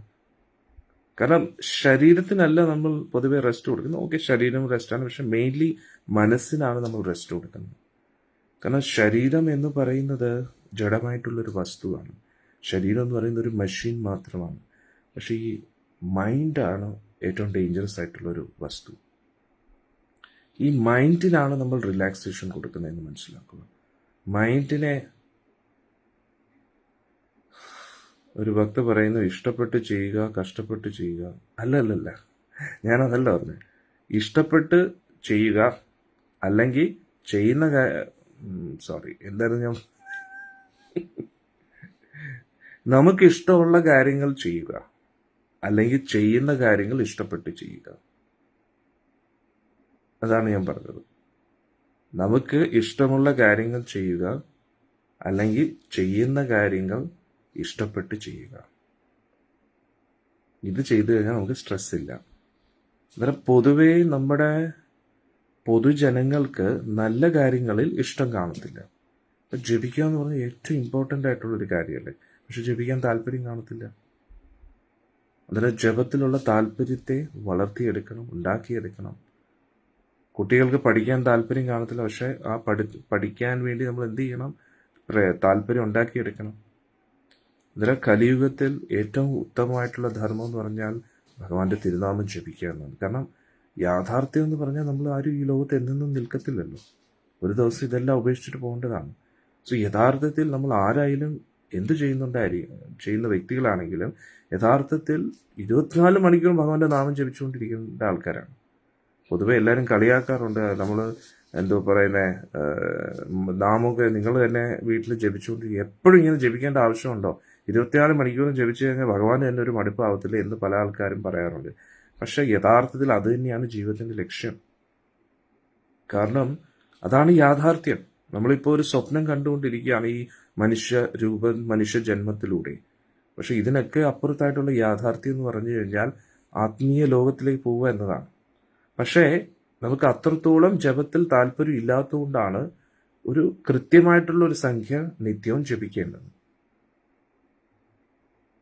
എന്നിട്ട് ബാക്കിയുള്ള സമയം ആ ജപത്തിൽ പ്രേരണ ലഭിക്കുന്ന രീതിയിലുള്ള കാര്യങ്ങൾ ചെയ്യുക. അതെങ്ങനെയാ? ഭഗവാന്റെ പൂജാതി കർമ്മങ്ങളിൽ ഏർപ്പെടുക, ഭഗവാന്റെ സേവനങ്ങൾ, ഭഗവാന് വേണ്ടി നിവേദ്യം തയ്യാറാക്കുക, സത്സംഗം കേൾക്കുക, വായിക്കുക. ഇതെല്ലാം എന്തിനു വേണ്ടിയാ? ജപിക്കാൻ വേണ്ടിയാണ്. ജപിക്കാൻ വേണ്ടിയാണ്. ജപത്തിലുള്ള പ്രേരണ. കാരണം ആരുടെ നാമം ജപിക്കുന്നത്? ഭഗവാന്റെ നാമമാണ് ജപിക്കുന്നത്. അന്നേരം ഒരു കൃത്യമായിട്ടുള്ള ഒരു സംഖ്യ നിത്യവും ജപിക്കുകയും അതിനോടൊപ്പം നമ്മുടെ ആ ഒരു നമുക്ക് പറ്റുന്നതിന്റെ ഒരു മാക്സിമം ജപിക്കുന്നു. മാക്സിമം അല്ലെങ്കിൽ ഏറ്റവും മിനിമം ഇത്രയെങ്കിലും ജപിക്കണം എന്ന് നമ്മൾ നിശ്ചയിക്കുന്നു. എന്നിട്ട് അത് തുടർന്നുകൊണ്ടേയിരിക്കുന്നു. എന്നിട്ട് ബാക്കിയുള്ള സമയം എന്ത് ചെയ്യുന്നു? ആ ജപത്തിൽ നിന്ന് നമ്മളെ അകറ്റുന്ന കാര്യങ്ങൾ ചെയ്യാതിരിക്കുക. എന്നിട്ട് ജപത്തിനോടുള്ള താല്പര്യം വർദ്ധിപ്പിക്കുന്ന കാര്യങ്ങൾ ചെയ്യുക. നമ്മൾ ഭഗവാന്റെ നാമം ജപിക്കുന്ന, അതുകൊണ്ട് ഭഗവാന് വേണ്ടി ചുറ്റിപ്പറ്റിയുള്ള കാര്യങ്ങൾ ചെയ്യുക. അന്നേരം എന്ത് പറ്റും? നമുക്ക് ജപത്തെക്കുറിച്ച് ഓർമ്മ വരും. അല്ലെങ്കിൽ ആ കാര്യങ്ങൾ ചെയ്യുമ്പോഴും നമ്മൾ ഉള്ളിൻ്റെ ഉള്ളിൽ ജപിച്ചുകൊണ്ടേയിരിക്കും. ഇതാണ് ഒരു സയന്റിഫിക് വേ ഓഫ് ലിവിങ്. ഒരു മനുഷ്യൻ ഇങ്ങനെയാണ് ജീവിക്കേണ്ടത്. ഇനി എന്താ പറയാ, ജപിക്കാനും 24 മണിക്കൂറും ഭഗവാന്റെ സേവനം ചെയ്യാനുള്ള യോഗ്യത അല്ലെങ്കിൽ ഭാഗ്യം ലഭിക്കാത്ത വ്യക്തികൾ എന്ത് ചെയ്യും? അവരുടേതായിട്ടുള്ള വീടുകളിൽ ഇരുന്നു കൊണ്ട് ഒരു കൃത്യമായിട്ടുള്ള ഒരു നാമം ജപിക്കും. എന്നിട്ട് കഴിവിന്റെ പരമാവധി ഭഗവാന്റെ സേവനം ചെയ്യാൻ ശ്രമിക്കും. എന്നിട്ട് അവരുടെ ഉപജീവനം ചെയ്യുമ്പോഴും ഈശ്വരന് ഇഷ്ടമല്ലാത്ത കാര്യങ്ങൾ ചെയ്യാതെ ഇരിക്കും. കാരണം ഈശ്വരനിൽ നിന്ന് നമ്മളെ അകറ്റുന്ന പ്രവൃത്തികൾ ചെയ്യുകയാണ്. അതായത് നമ്മുടെ ഉപജീവനത്തിന് വേണ്ടി മറ്റൊരാളെ ഇന്റർനെറ്റ് കട്ടായി. എല്ലാവർക്കും കേൾക്കാൻ പറ്റുന്നുണ്ടോ? ഹരേ കൃഷ്ണ. കമന്റ്സിലിടോ.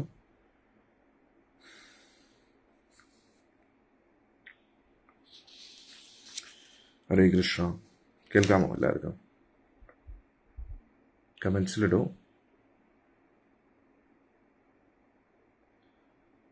ഹരേ കൃഷ്ണ ഹരേ കൃഷ്ണ കൃഷ്ണ കൃഷ്ണ ഹരേ ഹരേ രാം രാം രാം ഹരേ ഹരേ. ഓക്കെ. അന്നേരം ഞാൻ പറഞ്ഞു വന്നത്, നമ്മൾ നാമം ജപിക്കുക എന്നതാണ് കലിയുഗത്തിലുള്ള എല്ലാ വ്യക്തികളുടെയും ഏറ്റവും പ്രധാനപ്പെട്ട ലക്ഷ്യം. അത് തന്നെയായിരിക്കണം. അന്നേരം ആ 24 മണിക്കൂറും ഭഗവാന്റെ തിരുനാമം ജപിക്കാനുള്ള സൗഭാഗ്യം നമുക്ക് ലഭിച്ചാലും ആ തിരുനാമം നമ്മുടെ കയ്യിലുണ്ടെങ്കിലും ജപിക്കാൻ തോന്നാറില്ല. കാരണം നമ്മൾ മനസ്സിന്റെ അടിമയായിട്ട് ജീവിക്കുന്ന വ്യക്തികളാണ്. അതുകൊണ്ട് നമ്മൾ എന്താ ചെയ്യുന്നത്? കുറഞ്ഞത് ഇത്രയെങ്കിലും ജപിക്കുന്നു. എന്നിട്ട് ബാക്കി സമയം എന്ത് ചെയ്യുന്നു? ഭഗവാനുമായിട്ട് ബന്ധപ്പെട്ട കാര്യങ്ങൾ ചെയ്യുന്നു. ഇനി ബാക്കി സമയം ഭഗവാനുമായിട്ട് ബന്ധപ്പെട്ട കാര്യങ്ങൾ ചെയ്യത്തക്കവണ്ണം നമ്മുടെ മനസ്സ് അത്രത്തോളം നമ്മുടെ നിയന്ത്രണത്തിലല്ല എങ്കിൽ നമ്മൾ അടുത്ത എന്ത് ചെയ്യും? മാക്സിമം നമ്മളെ കൊണ്ട് പറ്റുന്ന രീതിയിൽ ഭഗവാന്റെ കാര്യങ്ങൾ ചെയ്തിട്ട് ബാക്കിയുള്ള സമയം എന്ത് ചെയ്യും? നമ്മുടെ ഉപജീവനത്തിന് വേണ്ടി മറ്റു കാര്യങ്ങൾ ചെയ്യുമ്പോഴും ഭഗവാനിൽ നിന്ന് നമ്മളെ അകറ്റുന്ന കാര്യങ്ങളിൽ നിന്ന് അകന്നു നിൽക്കും. ഇത് എത്ര പേർക്ക് മനസ്സിലായി? കമന്റ്സിലിടും. അന്നേരം അങ്ങനെ എന്ത് പറ്റും? ഭഗവാനുമായിട്ട് ബന്ധപ്പെട്ട കാര്യം അങ്ങനെ 24 മണിക്കൂറും നമ്മൾ ചിട്ടപ്പെടുത്തി എടുക്കുന്നു. എന്താണ്? ഒന്നുകിൽ ഭഗവാന്റെ നാമം ജപിക്കുന്നു, അല്ലെങ്കിൽ പിന്നെ ഭഗവാനുമായിട്ട് ബന്ധപ്പെട്ട കാര്യങ്ങൾ ചെയ്യുന്നു, സേവനങ്ങൾ ചെയ്യുന്നു. അല്ല എങ്കിൽ ഭഗവാനിൽ നിന്ന് അകറ്റുന്ന കാര്യങ്ങളിൽ നിന്ന് അകന്നു നിൽക്കുന്നു. എന്നിട്ട് നമുക്കും ലോകത്തിന്റെയും നന്മയ്ക്കുള്ള കാര്യങ്ങൾ ചെയ്യുന്നു. അന്നേരം ഇതൊരു ഗ്രാജുവൽ പ്രോഗ്രഷനാണ്. അന്നേരം ക്രമേണ നമ്മൾ എപ്പോഴും ഭഗവാന്റെ തിരുനാമം ജപിക്കുന്ന ആ ഒരു അവസ്ഥയിലേക്ക് എത്തണം. എന്നിട്ട് ഞാൻ ഈ പറഞ്ഞു വന്നത് എന്താണെന്ന് ചോദിച്ചാൽ, അവിടെയാണ് സത്വഗുണം വേണ്ടി വരുന്നത്. ഈ ലോകത്തുള്ള ഒരു വ്യക്തിയും ദുഷ്ടനല്ല. ഗുണങ്ങളാണ് ആ വ്യക്തിയെ ദുഷ്ടനാക്കുന്നത്, അല്ലെങ്കിൽ ഗുണങ്ങളാണ് ഒരു വ്യക്തിയെ നല്ല വ്യക്തിയാക്കുന്നത്. അന്നേരം സത്വഗുണം, രജോഗുണം, തമോ ഗുണത്തിന്റെ കളികളാണ് ഈ ലോകത്ത് മൊത്തം നടക്കുന്നത്. ഒരു വ്യക്തി ദുഷ്ടനാകുന്നത് എന്തുകൊണ്ടാണ്? അത്രത്തോളം തമോ ഗുണവും രജോ ഗുണത്തിന്റെയും പ്രഭാവത്താലാണ് ആ വ്യക്തി അങ്ങനെ ആകുന്നത്. അതുകൊണ്ട് ആ വ്യക്തിക്ക് സാത്വിക സാഹചര്യം ലഭിക്കുമ്പോൾ ആ വ്യക്തി തീർച്ചയായിട്ടും സാത്വികനായിട്ട് മാറും. അന്നേരം ഈ ലോകത്ത് പശുക്കൾ, കാള, ഇവർക്ക് എന്തുമാത്രം വലിയൊരു റോൾ നിർവഹിക്കാനുണ്ട് എന്ന് നമ്മൾ മനസ്സിലാക്കുക. അതിനുവേണ്ടിയാണ് ഞാൻ ഇത്രയും പറഞ്ഞത്. ഞാൻ ഇപ്പോൾ പറഞ്ഞ എല്ലാ കാര്യങ്ങളും പശുക്കളെ ചുറ്റിപ്പറ്റി നിൽക്കുകയാണ്. അന്നേരം ഒരു രാഷ്ട്രീയത്തിൻ്റെ പേരിൽ നമ്മൾ ആ പശുക്കളെ കൊല്ലുക, നാവിൻ്റെ തൃപ്തിക്ക് വേണ്ടി ആ പശുക്കളെ കൊല്ലുക, എത്ര മണ്ടത്തരമാണെന്ന് ആലോചിച്ചു. ഏറ്റവും വലിയ മണ്ടത്തരമാണ്. കാരണം ഇവരിലൂടെയാണ് ആ സത്വഗുണം നിലനിൽക്കുന്നത്. അന്നേരം ആ സത്വഗുണം നിലനിൽക്കുമ്പോൾ എന്തു പറ്റും? നമ്മുടെ ഉള്ളിലുള്ള സാത്വിക ചിന്താഗതി അത് എവിടെയൊക്കെ നമ്മളെ സഹായിക്കും? ജോലി സ്ഥലത്ത്. ഏറ്റവും പ്രധാനമായിട്ട് നമ്മുടെ ശരീരം നിലനിൽക്കും സത്വഗുണത്തിൽ. നമ്മൾ രാജസികമായിട്ടുള്ള ഭക്ഷണം കഴിക്കുമ്പോൾ നാവിന് തൃപ്തി ലഭിക്കും, പക്ഷെ ആന്തരിക അവയവങ്ങളെ തകർത്തുകൊണ്ടിരിക്കുകയാണ്. സാത്വിക ഭക്ഷണം കഴിക്കുമ്പോൾ എന്തു പറ്റും? നമ്മുടെ നാവിന് ഒരുപക്ഷെ രാജസിക ഭക്ഷണത്തിൻ്റെ അത്രത്തോളം തൃപ്തി ലഭിക്കത്തില്ലെങ്കിലും നമ്മുടെ ശരീരത്തെ നിലനിർത്താൻ അത് സഹായിക്കും. അന്നേരം രാജസിക ഭക്ഷണം കഴിക്കുകയാണെങ്കിൽ വളരെ രുചികരമായിട്ട് തോന്നും, ആ സമയത്ത് നല്ല ടേസ്റ്റി ആയിട്ട് തോന്നും, പക്ഷേ പിന്നെ അത് ദുഃഖത്തിലേക്ക് എത്തിക്കുകയാണ്. അന്നേരം രജോ ഗുണത്താൽ തുടങ്ങുന്ന എല്ലാ കാര്യങ്ങളും അവസാനം തമോ ഗുണത്തിലേക്ക് രൂപാന്തരപ്പെട്ട് നാശത്തിലേക്ക് എത്തിക്കുക എന്നുള്ളതാണ്.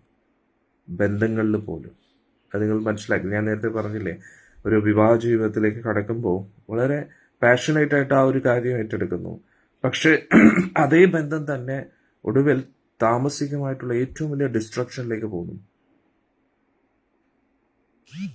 ഒരു വീട്ടിനുള്ളിൽ വളരെ സ്നേഹത്തോടു കൂടി ഒന്നിച്ച് ജീവിക്കാം എന്ന് തീരുമാനിച്ച അതേ വ്യക്തികൾ തന്നെ തമ്മിൽ അവരുടെ മറ്റൊരാളുടെ ജീവൻ എടുക്കാൻ വരെ തീരുമാനം എടുക്കുന്ന ഒരു അവസ്ഥയിലേക്ക് പോവുകയാണ്. ഇവർ ഒന്നിക്കുന്ന സമയത്ത് ഇവരുടെ ഇടയിൽ ആരുടെയും ആവശ്യം വന്നിട്ടില്ല, പക്ഷേ ഇവർ തമ്മിൽ ശത്രുക്കളായി മാറിക്കഴിയുമ്പോൾ പോലീസും കോടതിയും എല്ലാവരും അവിടെ ഇടപെടേണ്ടതായിട്ടുള്ള ആവശ്യം വരികയാണ്.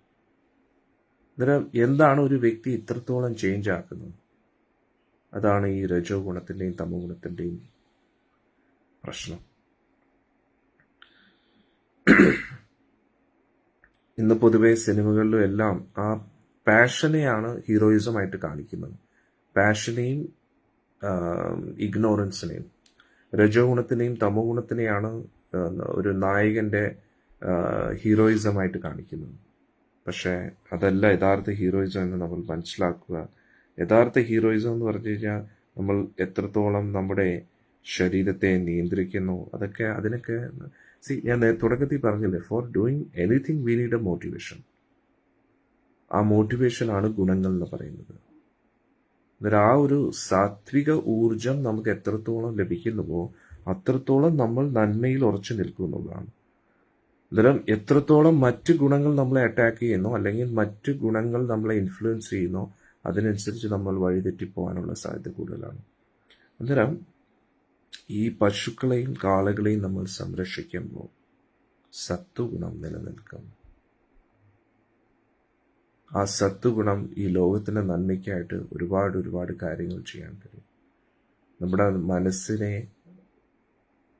അധപ്പതനത്തിൽ നിന്നും രക്ഷിക്കും. ഒരു മനസ്സിൻ്റെ അധപ്പതനം എന്ന് പറഞ്ഞാൽ എന്താണ്? മനുഷ്യത്വം ഇല്ലാത്ത അവസ്ഥയിലേക്ക് ഒരു വ്യക്തി ആ രീതിയിൽ ചിന്തിക്കാൻ ഒരു വ്യക്തിയെ പ്രേരിപ്പിച്ചുകൊണ്ടിരിക്കുന്നു. അതാണ് ഒരു മനസ്സിൻ്റെ അധപ്പതനം എന്ന് പറയുന്നത്. ഒരു മനസ്സിൻ്റെ ഉയർച്ച എന്ന് പറഞ്ഞു കഴിഞ്ഞാൽ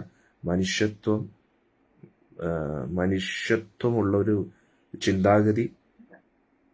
നമ്മൾ എന്താണോ ചിന്തിക്കുന്നത് അത് തന്നെയാണ് പ്രവർത്തിക്കുന്നത്. ഏറ്റവും കൂടുതൽ ഏത് രീതിയിൽ ചിന്തിക്കുന്നോ ആ രീതിയിലായിരിക്കും നമ്മുടെ പ്രവർത്തനം. അതുകൊണ്ട് മനുഷ്യത്വപരമായിട്ടുള്ള ചിന്താഗതി ഒരു വ്യക്തിയെ മനുഷ്യനായി ജീവിക്കാൻ പ്രേരിപ്പിച്ചുകൊണ്ടേയിരിക്കുന്നു. അതേപോലെ തന്നെ ആ മനുഷ്യത്വം വളർന്ന് ഒരു ദൈവീക ഗുണങ്ങളിലേക്ക് എത്തുമ്പോൾ ഒരു ദേവനെ പോലെ ചിന്തിക്കാനും ദേവനെ പോലെ പ്രവർത്തിക്കാനും കഴിയും. അതിൽ നിന്ന് ഉയർന്ന അവസ്ഥയിൽ ഒരു ഭക്തന്റെ അവസ്ഥയിലേക്ക് ഒരു മനസ്സെത്തുമ്പോൾ ആ വ്യക്തി ഭക്തനെ പോലെ ചിന്തിക്കുകയും ഭക്തനെ പോലെ പ്രവർത്തിക്കുകയും ചെയ്യും. അന്നേരം ഒരു മനസ്സിൻ്റെ ഏറ്റവും വലിയ അധപ്പതനം എന്ന് പറഞ്ഞു കഴിഞ്ഞാൽ മൃഗീയമായിട്ട് ചിന്തിക്കുകയും മൃഗീയമായിട്ട് പ്രവർത്തിക്കുകയും ചെയ്യുന്നതാണ്. അതേസമയത്ത് ഒരു മനസ്സിന്റെ ഏറ്റവും വലിയ ഉയർച്ച എന്ന് പറഞ്ഞു കഴിഞ്ഞാൽ മനുഷ്യത്വത്തിന്റെ നിലവാരത്തിൽ നിന്നും പോലും ഉയർന്ന്, ദൈവിക ഗുണങ്ങളിൽ നിന്നും ഉയർന്ന് ഒരു ഭക്തന്റെ നിലവാരത്തിലേക്ക് മനസ്സെത്തുക എന്നതാണ്. അന്നേരം ആ ഒരു അവസ്ഥയിൽ ഒരു മനസ്സ് ഈ ഏറ്റവും വലിയ ഒരു ഉത്തമ ഗുണങ്ങൾ നിറഞ്ഞ ഒരു മനസ്സായിട്ട് മാറും.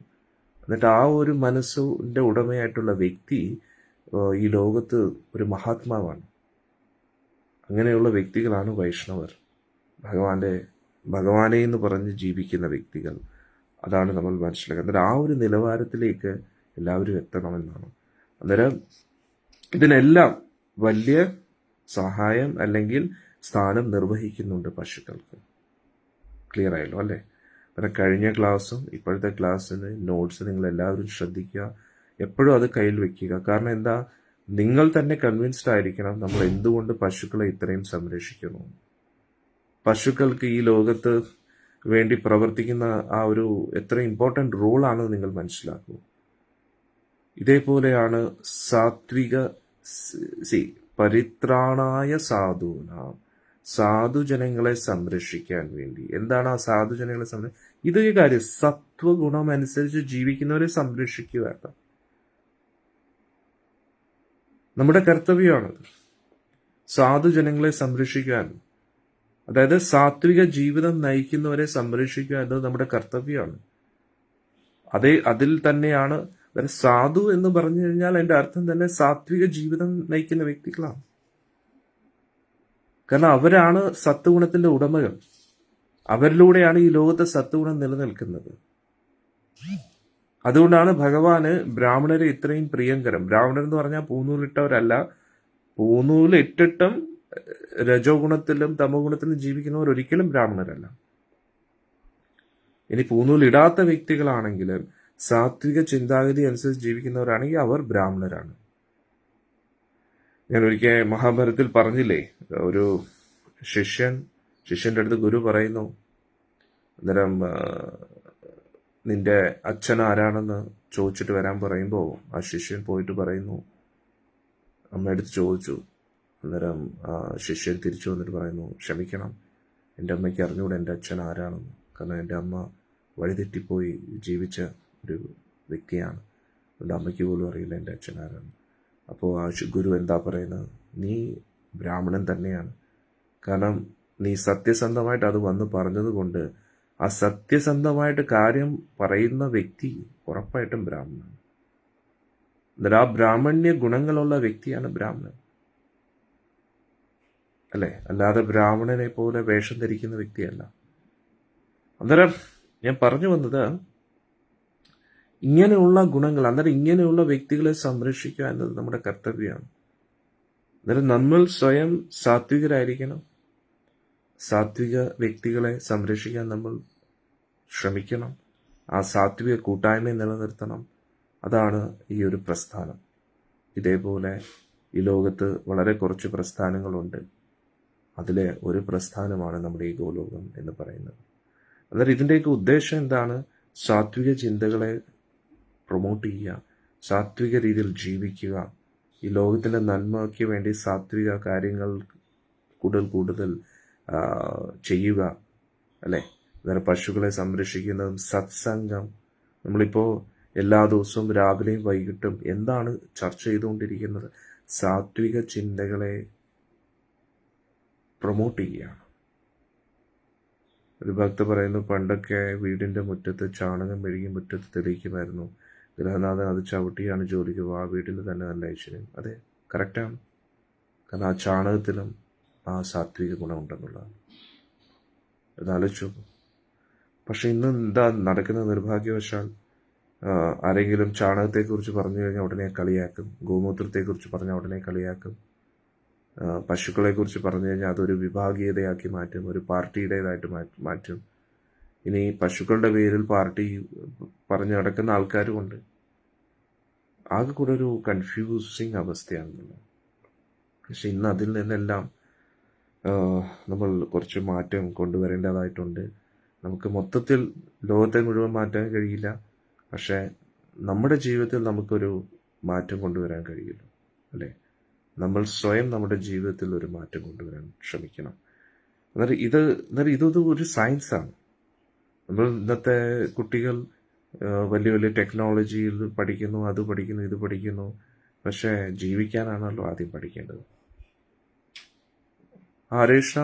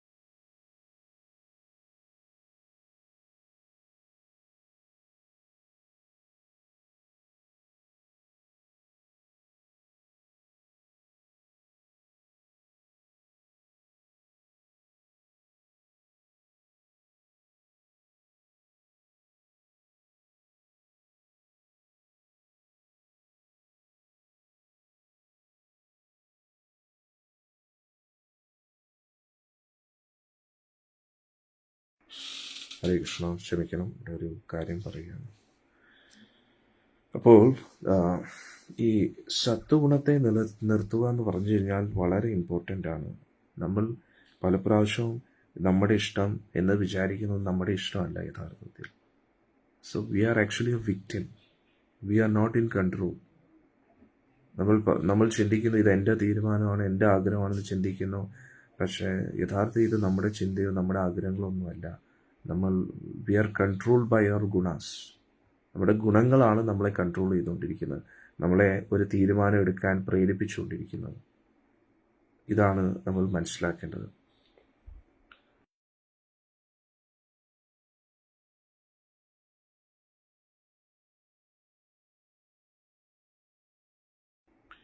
അന്നേരം ഈ ഗുണങ്ങളെ നിയന്ത്രിക്കുക എന്നത് വളരെ ഇമ്പോർട്ടൻ്റ് ആയിട്ടുള്ളൊരു കാര്യമാണ്. ദേവി ഇത് മനസ്സിലാക്കണം കേട്ടോ.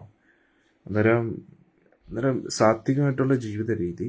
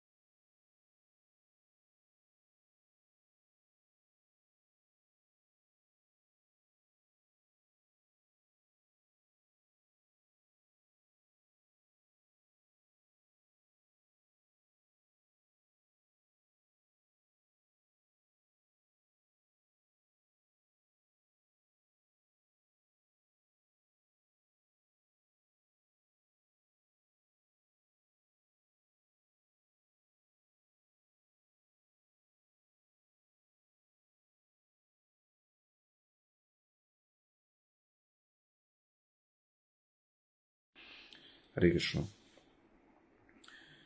അന്നേരം ഇവിടെ നമ്മൾ മനസ്സിലാക്കേണ്ട കാര്യം, അന്നേരം ഈ സാത്വികമായിട്ടുള്ള ആ ഒരു എൻവയൺമെൻറ്റ് നമ്മളെ ഉയർന്ന് ചിന്തിക്കാൻ പ്രേരിപ്പിക്കും. അന്നേരം ഒരു ലീഡറിന് വേണ്ടുന്ന ഏറ്റവും വലിയ ക്വാളിറ്റി സത്വഗുണമാണ്.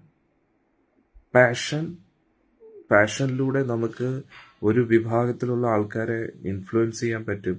പക്ഷെ ആ ലീഡറിൽ സത്വഗുണം ഇല്ലെങ്കിൽ ആ ഒരു ടീം അധികം നിലനിൽക്കത്തില്ല എന്നുള്ളതാണ്. അതായത് നമ്മൾ പല പല പ്രസ്ഥാനങ്ങളെ നോക്കിക്കഴിഞ്ഞു കഴിഞ്ഞാൽ ആ പ്രസ്ഥാനങ്ങൾ പെട്ടെന്ന് തുടങ്ങും, അല്ലേ?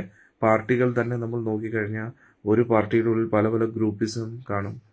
പക്ഷേ പെട്ടെന്ന് തന്നെ ആ ഗ്രൂപ്പ് തകരാറിലേക്ക് പോവുകയാണ്. കാരണം എന്താ? ആ ഗ്രൂപ്പ് ക്രിയേറ്റ് ആയത് പാഷനിലാണ്. അതായത് ഒരു പാഷൻ ഇല്ല. പാഷൻ എന്ന് പറഞ്ഞു കഴിഞ്ഞാൽ ഒരു ലക്ഷ്യത്തിലേക്ക് വേണ്ടി ഉള്ള ഒരു എക്സൈറ്റ്മെന്റ്, ഒരു ഡീപ്പായിട്ടുള്ള ഒരു എക്സൈറ്റ്മെന്റ് ഒരു ലക്ഷ്യത്തിലേക്ക് വേണ്ടി. പക്ഷെ ആ എക്സൈറ്റ്മെന്റ് നിലനിർത്തേണ്ടത് സത്വഗുണത്തിലൂടെയാണ്. അന്നേരം അതിനെ നിലനിർത്താൻ വേണ്ടി നമ്മൾ ശ്രമിച്ചില്ലെങ്കിൽ, നേരത്തെ പറഞ്ഞ പോലെ ഒരു ആണും പെണ്ണും ഒന്നിക്കുന്ന ഒരു ബന്ധത്തിലേക്ക്, വിവാഹ ജീവിതത്തിലേക്ക് കടക്കാൻ വേണ്ടി, പക്ഷെ അതിനെ നിലനിർത്തുന്ന ഒരു ഘടകവും കൂടെ അവിടെയുണ്ട്. അന്നേരം അതേപോലെ നമ്മുടെ ജീവിതത്തിലും ഒരു ലീഡർ ആകണമെങ്കിൽ, ഒരു എക്സാംപ്ലറി ഗ്രഹനാഥനാവണമെങ്കിലും, ഒരു സമൂഹത്തിൽ നമ്മൾ ഏതെങ്കിലും ഒരു സ്ഥാനം നിർവഹിക്കുന്നുണ്ടെങ്കിൽ ആ സ്ഥാനത്തിലുള്ള ഉത്തരവാദിത്തങ്ങൾ കറക്റ്റായിട്ട് നിർവഹിക്കണമെങ്കിൽ അവിടെ എല്ലാം സത്വഗുണം വേണം. സത്വഗുണം ഇല്ലാതെ ഒന്നും ചെയ്യാൻ കഴിയില്ല. ഞാൻ നേരത്തെ പറഞ്ഞതുപോലെ നമ്മൾ കരുതുന്നു ഇതൊക്കെ നമ്മുടെ ചിന്തകളാണ്, നമ്മുടെ തീരുമാനങ്ങളാണ് എന്നൊക്കെ നമ്മൾ തെറ്റിദ്ധരിക്കുകയാണ്.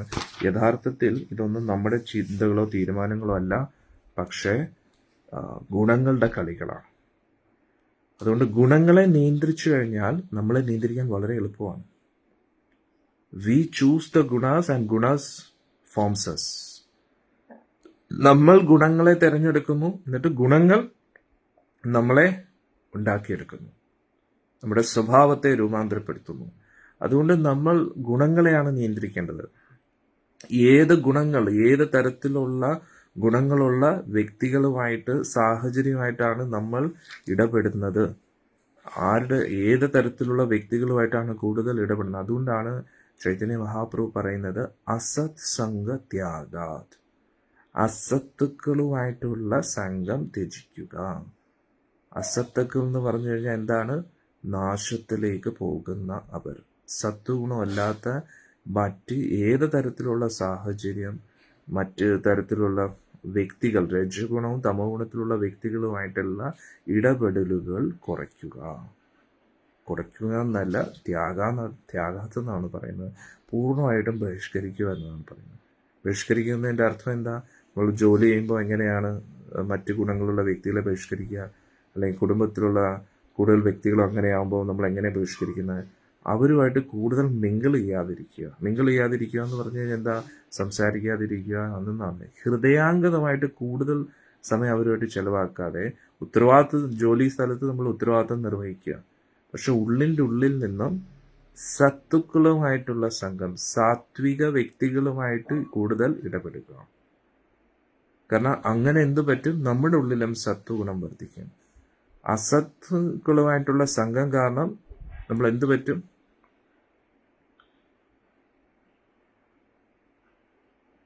ഒരു ഭക്ത പറയുന്നു, നാമം ജപിച്ചും യമനിയമങ്ങൾ പാലിച്ചും ജീവിച്ചിട്ടും ആഭിചാരങ്ങൾ നമ്മളെ ബാധിക്കുന്ന എന്തുകൊണ്ടാണ്? ആഭിചാരങ്ങൾ നിങ്ങളെ ബാധിക്കുന്നു എന്തുകൊണ്ട് നിങ്ങൾക്ക് തോന്നുന്നു? ഒരാൾ ആഭിചാരം ചെയ്യുമ്പോഴും നിങ്ങൾക്കത് അനുഭവിക്കാനുള്ള യോഗം ഇല്ല എങ്കിൽ അതൊരിക്കലും ബാധിക്കത്തില്ല. നിങ്ങൾക്ക് അനുഭവിക്കാൻ യോഗം ഉണ്ടെങ്കിൽ, ദുഃഖം അനുഭവിക്കാൻ യോഗം ഉണ്ടെങ്കിൽ ആഭിചാരം ചെയ്യാതെ തന്നെ അത് സംഭവിക്കുന്നുള്ളൂ. അതുകൊണ്ട് ആഭിചാരത്തിനും അപ്പുറത്തായിട്ട് നമ്മുടെ തന്നെ പ്രവൃത്തിയുടെ ഫലമാണ് നമ്മൾ അനുഭവിച്ചുകൊണ്ടിരിക്കുന്നതെന്ന് മനസ്സിലാക്കുക. അതാണ് ഇനി അടുത്ത സെക്ഷൻ ഞാനത് പറയുമ്പോൾ നിങ്ങൾക്ക് മനസ്സിലാവും. ഇതെല്ലാവർക്കും ക്ലിയർ ആയല്ലോ അല്ലേ? അതുകൊണ്ട് ഒരു യഥാർത്ഥ ഭരണാധികാരി ഒരു കാരണവശാലും പശുക്കളെയോ കാളകളെയോ ദ്രോഹിക്കാനുള്ള ഒരു കാര്യത്തെ അനുവദിക്കാൻ പാടില്ല. കാരണം ആ പശുക്കളും കാളകളും സമൂഹത്തിന് എത്രത്തോളം ഇമ്പോർട്ടൻ്റ് ആയിട്ടുള്ള ഒരു റോൾ നിർവഹിക്കുന്നുണ്ട് എന്ന് നമ്മൾ മനസ്സിലാക്കണം. പശുക്കളിൽ നിന്ന് ലഭിക്കുന്ന ആ പാല് നമുക്ക് കുടിക്കാൻ വേണ്ടിയുള്ളതല്ല, അത് ഭഗവാന്റെ സേവനത്തിന് വേണ്ടി സമർപ്പിക്കാനുള്ള. കുടിക്കുന്നതിൽ തെറ്റില്ല, പ്രസാദമായിട്ട് നമുക്ക് സ്വീകരിക്കാം. പക്ഷെ ആ പാലിൽ നിന്ന് പിന്നെ തൈരാക്കി, പിന്നെ വെണ്ണയാക്കി, അതിൽ നിന്ന് നെയ്യാകുമ്പോൾ ആ നെയ്യിലൂടെ ഹോമാഗ്നിയിൽ അത് സമർപ്പിക്കുമ്പോൾ അതിലൂടെ ഈ പ്രപഞ്ചത്തിൽ ഒരുപാട് സാത്വിക ശക്തി വർദ്ധിക്കും. പൊതുവെ നെയ്യ് ഉപയോഗിച്ച് വിളക്ക് കത്തിക്കുന്ന ഏറ്റവും ഉത്തമമാണ്. അതിലൂടെ എന്തുമാത്രം എനർജിയായി ലോകത്ത് വരുന്നതെന്നറിയോ? ആ ഹോമാഗ്നിയിൽ ആ നെയ്യ് സമർപ്പിക്കുമ്പോൾ അത് എത്ര മനോഹരമാണെന്നറിയോ? അങ്ങനെ ഒരുപാട് കാര്യങ്ങളുണ്ട്. അന്നേരം അത് കൂടാതെ ചാണകം, ഗോമൂത്രം, ഇതൊക്കെ എത്രത്തോളം പോസിറ്റീവ് എനർജീസിനെയാണ് കൊണ്ടുവരുന്നതെന്നറിയാം.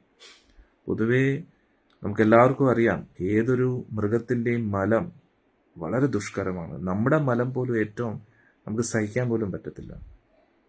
പക്ഷെ പശുക്കളുടെ ചാണകം നമുക്കൊരിക്കലും അറപ്പ് തോന്നത്തില്ലെന്നുള്ളതാണ്. അറപ്പ് തോന്നുന്നത് ആ രീതിയിലുള്ള അതപ്പതിച്ച വ്യക്തികൾക്ക് മാത്രമേ പശുക്കളുടെ ചാണകം അസഹനീയമായിട്ട് തോന്നുകയുള്ളൂ. പക്ഷേ സാത്വിക ഗുണമുള്ള വ്യക്തികൾക്ക് ചാണകം വളരെ പ്രിയങ്കരമായിട്ട് തോന്നും. കാരണം അതിൽ തൊടുമ്പോൾ ലഭിക്കുന്ന ഒരു പവിത്രത, ആ ചാണകം കാണുമ്പോൾ നമുക്കൊരു ഉള്ളിൻ്റെ ഉള്ളിൽ നിന്നൊരു സന്തോഷം തോന്നും. പശുവിൻ്റെ ചാണകം കാണുമ്പോൾ പോലും ഒന്ന് ആലോചിച്ച് നോക്കൂ, വിഗ്രഹ ആരാധനയിൽ എന്തെങ്കിലും അശുദ്ധി വരികയാണെങ്കിൽ ആ അശുദ്ധിയെ മാറ്റാൻ ഉപയോഗിക്കുന്നത് ഗോമൂത്രവും ചാണകമാണ്. അതിലൊന്ന് മനസ്സിലാക്കുക, ആ ചാണകത്തിൻ്റെ എനർജി എത്രമാത്രമാണ്. ഇനി ചില വ്യക്തികൾ സയന്റിഫിക്കലി ഇതിനെ പറയാം, അതിൽ ഈ ബാക്ടീരിയ ഉണ്ട്, ഇതാണ്, അതൊക്കെ ദൈവീത അടക്കം മാറ്റൂ. വേദിക് സയൻസിൽ മോഡേൺ സയൻസ് കുത്തിക്കേറ്റാൻ നോക്കരുത്. മോഡേൺ സയൻസ് വെറും ലോവസ്റ്റ് നോളജാണ്, വെറും തറ നോളജാണ്. വേദിക് സയൻസ് എന്ന് പറഞ്ഞാൽ വളരെ ഹൈ ആയിട്ടുള്ള നോളജല്ല. അതിനകത്ത് ഈ മോഡേൺ സയൻസ് കുത്തിക്കേറ്റാൻ നോക്കരുത്. അത് ഇങ്ങനെ ആയതുകൊണ്ടാണ് പണ്ടുള്ളവർ ചാണകം ഉപയോഗിക്കാൻ പറയുന്നത്. അത് നമുക്ക് അന്ന് മനസ്സിലായില്ല, ഇന്ന് നമുക്ക് മനസ്സിലാക്കാൻ കഴിയും. അതിനകത്ത് ഇതുണ്ട്, അതുണ്ട്, മാങ്ങയുണ്ട്, തേങ്ങയുണ്ട്, ഇതിങ്ങനെയൊക്കെ. ക്ഷമിക്കണം ഫോർ മൈ ലാംഗ്വേജ്. പക്ഷേ why we have to use modern science? Modern science advanced knowledge അല്ല, it's the lowest form of knowledge. ഇങ്ങനെയുള്ള ബാക്ടീരിയ അതൊന്നും അന്വേഷിക്കേണ്ട ആവശ്യമില്ല. ആ വേദിക് സയൻസിനനുസരിച്ച് നമ്മുടെ ജീവിതത്തിൽ ഇതിനും അപ്പുറത്തായിട്ട്, ബാക്ടീരിയയ്ക്കും അപ്പുറത്തായിട്ട് ഇതിൽ പ്രവർത്തിക്കുന്ന ഒരുപാട് സൂക്ഷ്മ ശക്തികളുണ്ട്. ആ സൂക്ഷ്മ ശക്തികളെ നമുക്ക് കാണാൻ കഴിയുന്നില്ല. ആ സൂക്ഷ്മ ശക്തികളെ വളർത്താനാണ് നമ്മൾ ഇതൊക്കെ ഹെൽപ്പ് ചെയ്യുന്നത്. ആക്ച്വലി അതാണ് ഇമ്പോർട്ടൻ്റ്. അല്ലാതെ ഇതിൽ അതുണ്ട്, അതൊന്നും, അതിനൊക്കെ അപ്പുറത്തായിട്ട് കുറേ കാര്യങ്ങളുണ്ട്. അതുകൊണ്ട് ദയവ് ചെയ്ത് വേദിക് സയൻസിൻ്റെ ഉള്ളിൽ മോഡേൺ സയൻസിനെ കുത്തിക്കയറ്റാൻ നോക്കരുത്. മോഡേൺ സയൻസ് എന്ന് പറഞ്ഞാൽ വെറും ലോ ക്ലാസ് നോളജാണ്, അസുരിക നോളജാണിത്. ഉദാഹരണത്തിന് നിങ്ങൾ മഹാഭാരതത്തിൽ നോക്കുകയാണെങ്കിൽ മയാദാനവൻ ഇന്നത്തെ ടെക്നോളജിയെ പോലെ, അല്ലെങ്കിൽ ഇന്നത്തെ ടെക്നോളജിയെ കാട്ടി അഡ്വാൻസ്ഡ് ആയിട്ടുള്ള കുറേ ടെക്നോളജി വിദ്യകൾ അർജുന് സമർപ്പിച്ചു, അർജുൻ്റെ മുമ്പിൽ സമർപ്പിച്ചു. അപ്പോൾ അർജുന് വേണ്ടെന്ന് പറഞ്ഞു. എന്നിട്ട് ഭഗവാനും പറഞ്ഞു, അർജുന ഇതൊന്നും പേടിക്കണ്ട, ഇതൊക്കെ ലോ ക്ലാസ് നോളജാണ്, ഇത് കലിയുഗത്തിലുള്ള ആൾക്കാർക്ക് വേണ്ടിയുള്ളതാണ്. ഒന്നാലോചിച്ചു. അന്നേരം ഇന്ന് നമ്മൾ ഈ ഉപയോഗിക്കുന്ന ടെക്നോളജി ആണെങ്കിൽ അതൊക്കെ it's A lowest form of knowledge. അത് അത്രയും ലോ ക്ലാസ് ആൾക്കാർക്ക് വേണ്ടിയുള്ളതാണ്. അത് നമ്മളെ പോലെ കലിയുഗത്തിൽ ജീവിക്കുന്ന ആൾക്കാർക്ക് വേണ്ടിയാണ് ഈ ലോ ക്ലാസ് സയൻസ്. അതൊരിക്കലും ടോപ്പ് മോസ്റ്റ് സയൻസ് അല്ല, അതൊരു അഡ്വാൻസ്മെൻറ്റിൻ്റെ ലക്ഷണങ്ങളല്ല. വളരെ സിമ്പിളാണ്. ഒന്ന് കാൽക്കുലേറ്റ് ചെയ്യാൻ വരെ കാൽക്കുലേറ്റർ വേണ്ടുന്ന ആവശ്യം വരികയാണെങ്കിൽ നമ്മൾ എന്താ പറയുന്നത്, ഒരു 10 ഡിജിറ്റ് നമ്പർ പോലും നമുക്ക് ഓർക്കാൻ കഴിയില്ല. ഇതെല്ലാം നമ്മുടെ പ്രശ്നങ്ങളാണ്. ഞാൻ പറയുന്നത് ഞാൻ ഉൾപ്പെടെ കലിയുഗത്തിൻ്റെ പ്രൊഡക്റ്റാണ്. അന്നേരം ആത്മാവ് എവിടെ നിന്ന് വരുന്നതാണെങ്കിലും ശരീരം കലിയുഗത്തിൻ്റെതാണ്. അന്നേരം എൻ്റെ ആത്മാവ് സാക്ഷാൽ, അതായത് ഇതിനകത്തിരിക്കുന്ന ആത്മാവ് സാക്ഷാൽ ഗോലോകത്തിൽ നിന്ന് വരികയാണെങ്കിൽ ഈ ശരീരവും മനസ്സും കലിയുഗത്തിൻ്റെതാണ്. അന്നേരം ഈ ശരീരത്തിനും മനസ്സിനും അതിൻ്റെതായിട്ടുള്ള ലിമിറ്റേഷൻസ് ഉണ്ടെന്നുള്ള അതാണ് നമ്മൾ മനസ്സിലാക്കേണ്ടത്. അന്നേരം നമ്മൾ ഒരിക്കലും മോഡേൺ സയൻസ് വേദിക് സയൻസിനകത്ത് കുത്തിക്കയറ്റാൻ നോക്കരുത്. Vedic science is very very very advanced, വളരെ അഡ്വാൻസ്ഡ് ആണ്. അതിൻ്റെ അടുത്ത് പോലും വരാൻ കഴിയില്ല ഈ മോഡേൺ സയൻസിന്. അതുകൊണ്ട് ഞാൻ പറയുന്നതിൻ്റെ അർത്ഥം ആ ചാണകം, പശുവിൻ്റെ ചാണകം, ഗോമൂത്രം, ഇതൊക്കെയെന്ന് പറഞ്ഞാൽ നമുക്ക് ചിന്തിക്കാൻ പോലും പറ്റാത്ത അത്രത്തോളം ഉയർന്ന സാത്വിക ശക്തികളെ ഉയർത്തുന്നതാണ്. അത്രയ്ക്ക് പവർഫുൾ ആണ് ഇതൊക്കെ. അതാണ് നമ്മൾ മനസ്സിലാക്കേണ്ടത്. ഓക്കെ, അന്നേരം കഴിഞ്ഞ സത്സംഗത്തിലും ഇന്നത്തെ സത്സംഗവും എല്ലാവരും ശ്രദ്ധിക്കുക. പിന്നെ ഞാൻ എന്തായാലും ഇതിനെ ബേസ് ചെയ്തൊരു ബുക്ക് കൊണ്ടുവരാൻ ആഗ്രഹിക്കുന്നു. പശുക്കളുടെ ഗോമാതാവിൻ്റെ സംരക്ഷണത്തിനെ കുറിച്ച് ബേസ് ചെയ്ത് what is the importance of cows, bulls in our life, ഗോക്കൾ. അന്നേരം അവരുടെ ഇമ്പോർട്ടൻസ് എന്താണെന്ന് നമ്മൾ മനസ്സിലാക്കണം. വളരെ വളരെ വളരെ ഇമ്പോർട്ടൻ്റ് ആയിട്ടുള്ളൊരു കാര്യമാണ് സത്വഗുണം. സത്വഗുണത്തിൻ്റെ നമ്മളെ എത്രത്തോളം ഇൻഫ്ലുവൻസ് ചെയ്യുന്നു. നമ്മുടെ കുട്ടികൾ സാത്വിക ഭക്ഷണം കഴിക്കുന്നു, ഭഗവാൻ നിവേദിച്ച ഭക്ഷണം കഴിക്കുന്നു, എന്നിട്ട് നമ്മൾ അവരെ കനപ്പിക്കാൻ വേണ്ടി, അവരെ സന്തോഷിപ്പിക്കാൻ വേണ്ടി നമ്മൾ മത്സ്യമാംസാദികൾ കൊടുക്കുന്നു. എന്താ കൊടുക്കുന്നത്? ഭക്ഷണമല്ല കൊടുത്തുകൊണ്ടിരിക്കുന്നത്, നമ്മൾ തമോ ഗുണമാണ് കൊടുത്തുകൊണ്ടിരിക്കുന്നത്. വി ആർ ഫീഡിങ് ദം വിത്ത് തമോ ഗുണം. അന്നേരം തമോ ഗുണം കൊടുത്തിട്ട് അവരിൽ നിന്ന് നമ്മൾ എന്താ പ്രതീക്ഷിക്കുന്നത്? സാത്വിക ചിന്താഗതി. ഞാൻ പറയുന്ന എല്ലാം കേൾക്കണം, ഞാൻ പറയുന്ന എല്ലാം സമാധാനത്തോടെ. എൻ്റെ കുട്ടി എപ്പോഴും ദേഷ്യമാണ്, എന്താണെന്നറിയത്തില്ല, എപ്പോഴും ദേഷ്യമാണ്. എങ്ങനെ ദേഷ്യപ്പെടാതിരിക്കും? ഉള്ളി കുത്തിക്കയറ്റുന്നത് എല്ലാം രജോ ഗുണവും തമോ ഗുണവും. പിന്നെ എങ്ങനെയാണ് സാത്വിക ചിന്താഗതിയും പ്രവൃത്തിയും വരുന്നത്? So we should feed them with sattvik food. അന്ന് സാത്വിക ഫുഡ് എന്ന് പറഞ്ഞാൽ എന്താണ്? പ്രസാദം, ഭഗവാൻ നിവേദിച്ച ഭക്ഷണം, വെജിറ്റേറിയൻ ഡയറ്റ്, ഇതൊക്കെയാണ് സാത്വിക ആഹാര രീതി. നമ്മൾ രജോ ഗുണം തമോ ഗുണം കൊടുത്തു കഴിഞ്ഞാൽ അവരിൽ നിന്ന് പിന്നെ എന്താണ് പ്രതീക്ഷിക്കാനുള്ളത്? എന്ത് പ്രതീക്ഷിക്കാൻ കഴിയും? ഒന്നും പ്രതീക്ഷിക്കാൻ കഴിയില്ല. ടോട്ടലി അൺപ്രഡിക്റ്റബിൾ ആയിരിക്കും. ഏത് സമയത്ത് എന്തും ചെയ്യും അവർ. ക്ലിയർ ആയില്ലേ? ഇനി അടുത്തത് വളരെ ഇമ്പോർട്ടൻ്റ് ആണ്. അതായത് നമ്മൾ കുറച്ച് ലേറ്റായിട്ടാണ് തുടങ്ങി, അതുകൊണ്ടാണ് ഞാൻ എക്സ്റ്റെൻഡ് ചെയ്യുന്നത്.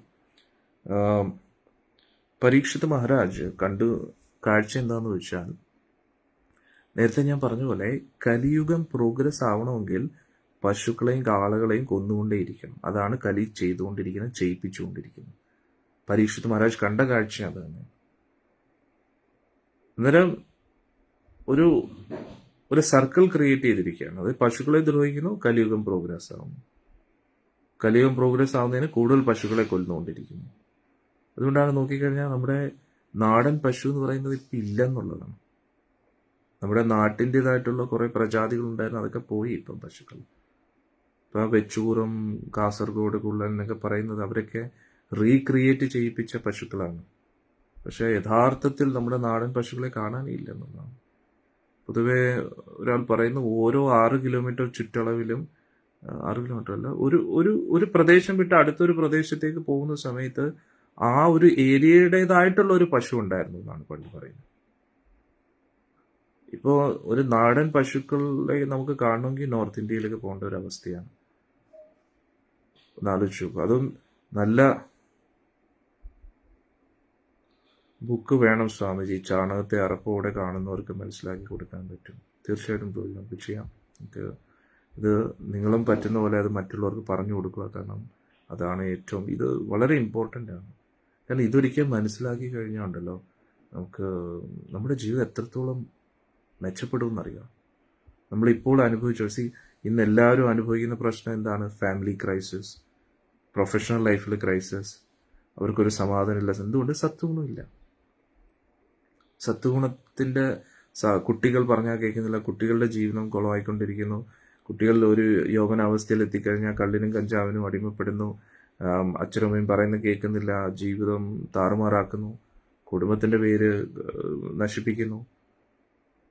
വിവാഹ ജീവിതത്തിലും ആകെക്കൂടെ പ്രശ്നങ്ങളൊക്കെ. എല്ലാത്തിൻ്റെയും കാരണം സത്വഗുണത്തിൻ്റെ അഭാവമാണ്. അതുകൊണ്ടൊരു യഥാർത്ഥ ഭരണാധികാരി ഒരിക്കലും പശുക്കളെയോ കാളകളെയോ ഗോസമൂഹത്തെ ദ്രോഹിപ്പിക്കുന്ന രീതിയിലുള്ള ഒരു കാര്യം ചെയ്യത്തുമില്ല.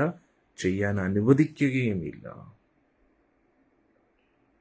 നോർത്ത് ഇന്ത്യയിലൊക്കെ ഇടയ്ക്ക് പശുക്കളെ ആരൊക്കെയോ കൊല്ലാനായിട്ട് കൊണ്ടുപോയപ്പം കുറച്ച് ടീമായിട്ടുള്ള ആൾക്കാർ ചേർന്ന് ആ വ്യക്തി ഇടിച്ചു ഒരു പരിവാക്കി. ഇതിനെ ഞാൻ പ്രൊമോട്ട് ചെയ്യുന്നുമില്ല, ശരിയെന്നും പറയുന്നില്ല, ഒന്നും പറയാൻ കഴിയില്ല. പക്ഷെ സത്യത്തിൽ ഇത് ആരാ ചെയ്യേണ്ടതെന്ന് വെച്ച് കഴിഞ്ഞാൽ ഭരണാധികാരികളുടെ ഉത്തരവാദിത്വമാണ്, പോലീസിന്റെ ഉത്തരവാദിത്വമാണ്. അന്നേരം അതിനായിട്ടുള്ള ഒരു ഡിപ്പാർട്ട്മെന്റ് തന്നെ വേണം ഇങ്ങനെയുള്ള കംപ്ലീറ്റ്ലി മൃഗഹത്യകളെ സ്റ്റോപ്പ് ചെയ്യാനുള്ളതായിട്ടുള്ള, പ്രത്യേകിച്ച് പശുക്കളും. പക്ഷെ എന്ത് ചെയ്യാനാണ്, ഭരിക്കുന്നവർക്കേ സത്വഗുണമില്ല, പിന്നെ എങ്ങനെയാണ് അവർക്ക് സത്വഗുണത്തിന്റെ ഇമ്പോർട്ടൻസ് മനസ്സിലാക്കാൻ കഴിയുന്നത്? ഒരു ഭരണാധികാരിയുടെ വിജയം എന്താണ്? ആ ഭരിക്കുന്ന രാജ്യത്തിന്റെ നന്മ ചെയ്യണം, അല്ലെ?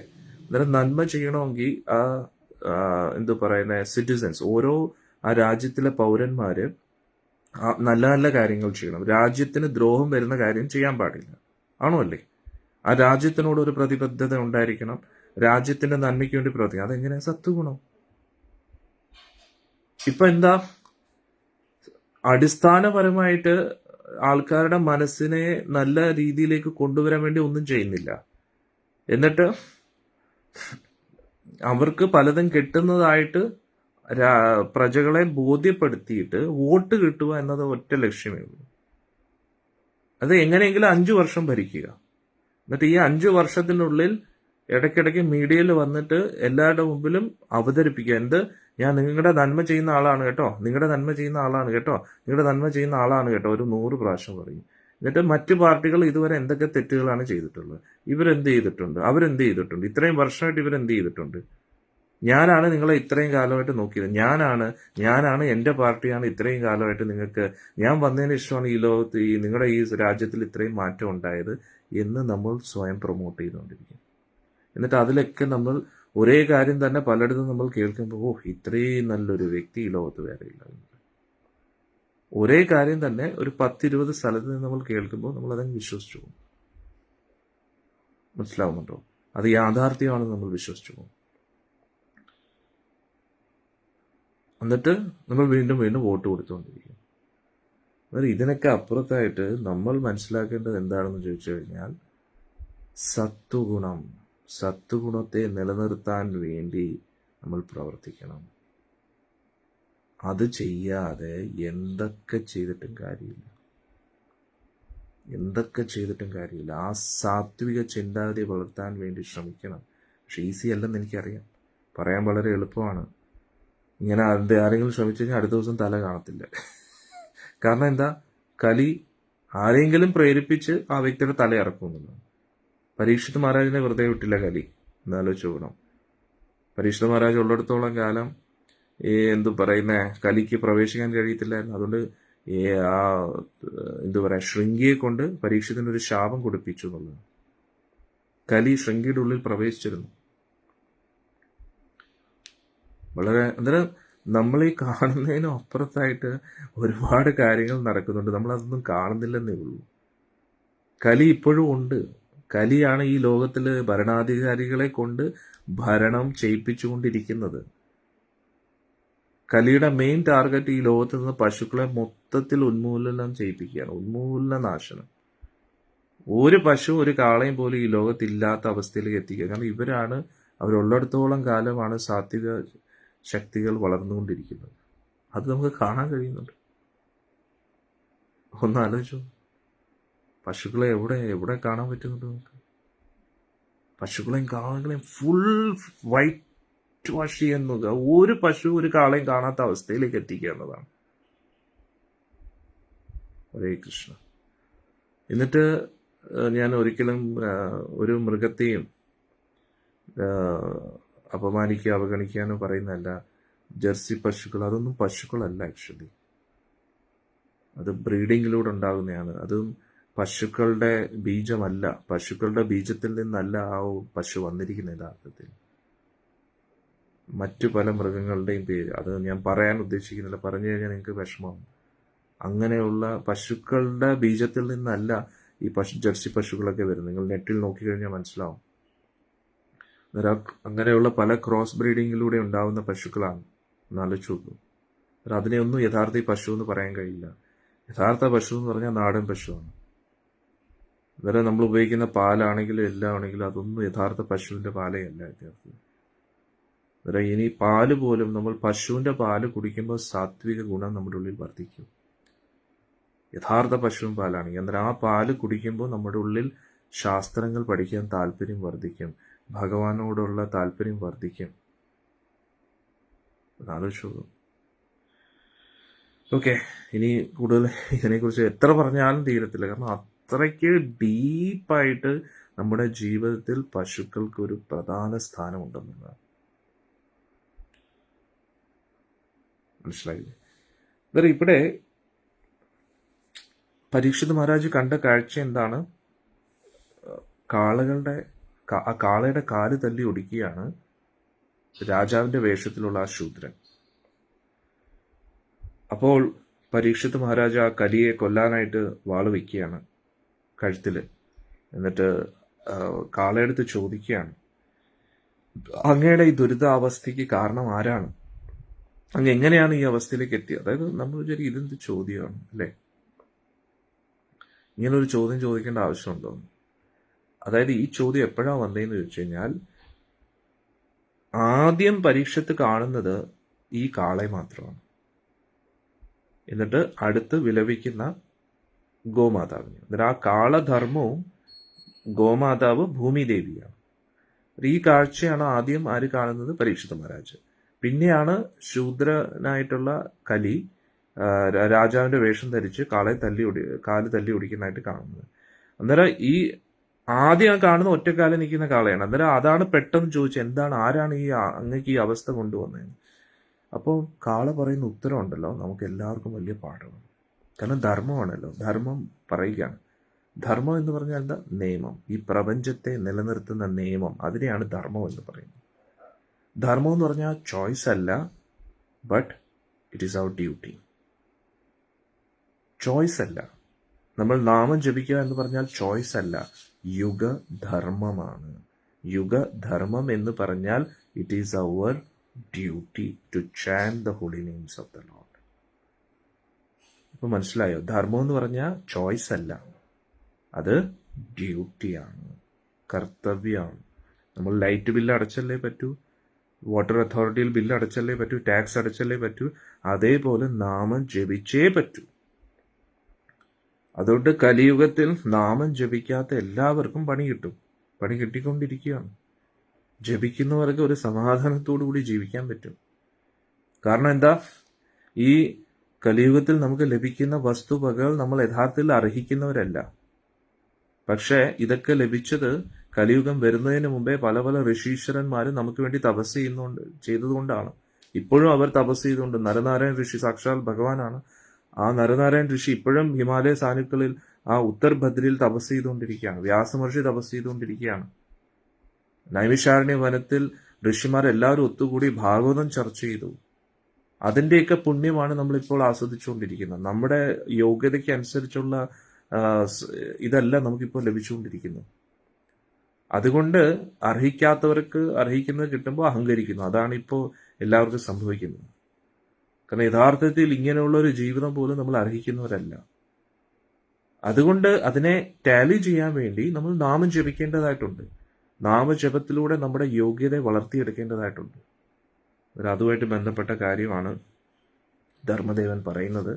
അതെന്താണെന്ന് നാളെ രാവിലെ നമുക്ക് വിശദമായിട്ട് പഠിക്കാം. ഇന്നത്തെ ഭാഗവത തത്വങ്ങൾ എല്ലാവർക്കും ഇഷ്ടമായെന്ന് വിചാരിക്കുന്നു. ഒരുപാട് കാര്യങ്ങൾ നമ്മൾ പഠിക്കേണ്ടതായിട്ടുണ്ട്.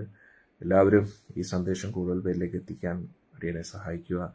മാക്സിമം ലൈക്ക് ചെയ്യുക, ഷെയർ ചെയ്യുക, കമൻസിൽ ഇന്ന് നിങ്ങൾക്ക് മനസ്സിലായ കാര്യങ്ങൾ ഇടുക. എന്നിട്ടത് യൂട്യൂബിലും ഈ വീഡിയോ അപ്ലോഡ് ചെയ്യുമ്പോൾ അവിടെയും നിങ്ങളുടെ കമൻസ് ഇടുക. കാരണം ഇതിലൂടെ എന്താ, പുതിയ ആൾക്കാർ ആരെങ്കിലും അത് വായിക്കുന്നുണ്ടെങ്കിൽ അവരുടെ ജീവിതത്തിൽ എന്തെങ്കിലും ഒരു മാറ്റം സംഭവിക്കട്ടെ. പിന്നെ എല്ലാ ദിവസവും ഭഗവാന്റെ ദർശനം വീഡിയോസ് നമ്മുടെ ചാനലിൽ അപ്ലോഡ് ആവുന്നുണ്ട്, ഗോലോകൻ TV-യിൽ. അതെല്ലാവരും അത് ഷെയർ ചെയ്യുക, മാക്സിമത്തിലേക്ക് എത്തിക്കുക. കാരണം ഭഗവാന്റെ ആ ദർശനം കിട്ടുന്നതിലൂടെ അവരുടെ എത്രയോ പാപങ്ങൾ നശിക്കും, അവർക്ക് സത്വഗുണത്തിലേക്ക് എത്താൻ ഒരു പ്രേരണ ലഭിക്കും. ഇതേപോലെ ഇൻസ്റ്റാഗ്രാമിലും ഗോലോകൻ TV എന്ന് പറഞ്ഞുകൊണ്ട് എല്ലാവരും അത് ഫോളോ ചെയ്യുക. അതിൽ ഓരോ വീഡിയോസും ഷെയർ ചെയ്യുക. ഇത് നിങ്ങൾക്ക് വീട്ടിലിരുന്നു കൊണ്ട് തന്നെ ചെയ്യാൻ പറ്റുന്ന കാര്യമാണ്. വീട്ടിലോ എവിടെയാണെങ്കിലും നിങ്ങളുടെ മൊബൈൽ ഫോൺ വെച്ച് ചെയ്യാൻ പറ്റുന്ന ഏറ്റവും വലിയൊരു സേവനമാണ്. അതുകൊണ്ട് അടിയൻ്റെ സത്സംഗം ലൈക്ക് ചെയ്യുന്നതും ഷെയർ ചെയ്യുന്ന പോലെ തന്നെ ഗോലോകൻ ടി വിയിലെ ഓരോ വീഡിയോസും യൂട്യൂബിലുള്ള വീഡിയോസും എല്ലാം ഇൻസ്റ്റാഗ്രാമിലുള്ള വീഡിയോസും മാക്സിമം ഷെയർ ചെയ്യുക. പ്രത്യേകിച്ച് യുവാക്കളെല്ലാം ഒരുപാട് ഇൻസ്റ്റാഗ്രാമിലാണ്. അതുകൊണ്ട് നിങ്ങൾ ഏറ്റവും വലിയൊരു സത്പ്രവൃത്തിയാണ് ഈ ഷെയറിങ്ങിലൂടെ ചെയ്യുന്നതെന്ന് മനസ്സിലാക്കുക. ഹരേ കൃഷ്ണ. എല്ലാവർക്കും ഭഗവാന്റെ അനുഗ്രഹം ലഭിക്കട്ടെ എന്ന് പ്രാർത്ഥിക്കുന്നു. വൈകുന്നേരത്ത് 6 മണിക്ക് നമുക്ക് മഹാഭാരതത്തിൽ കാണാം. ഹരേ കൃഷ്ണ.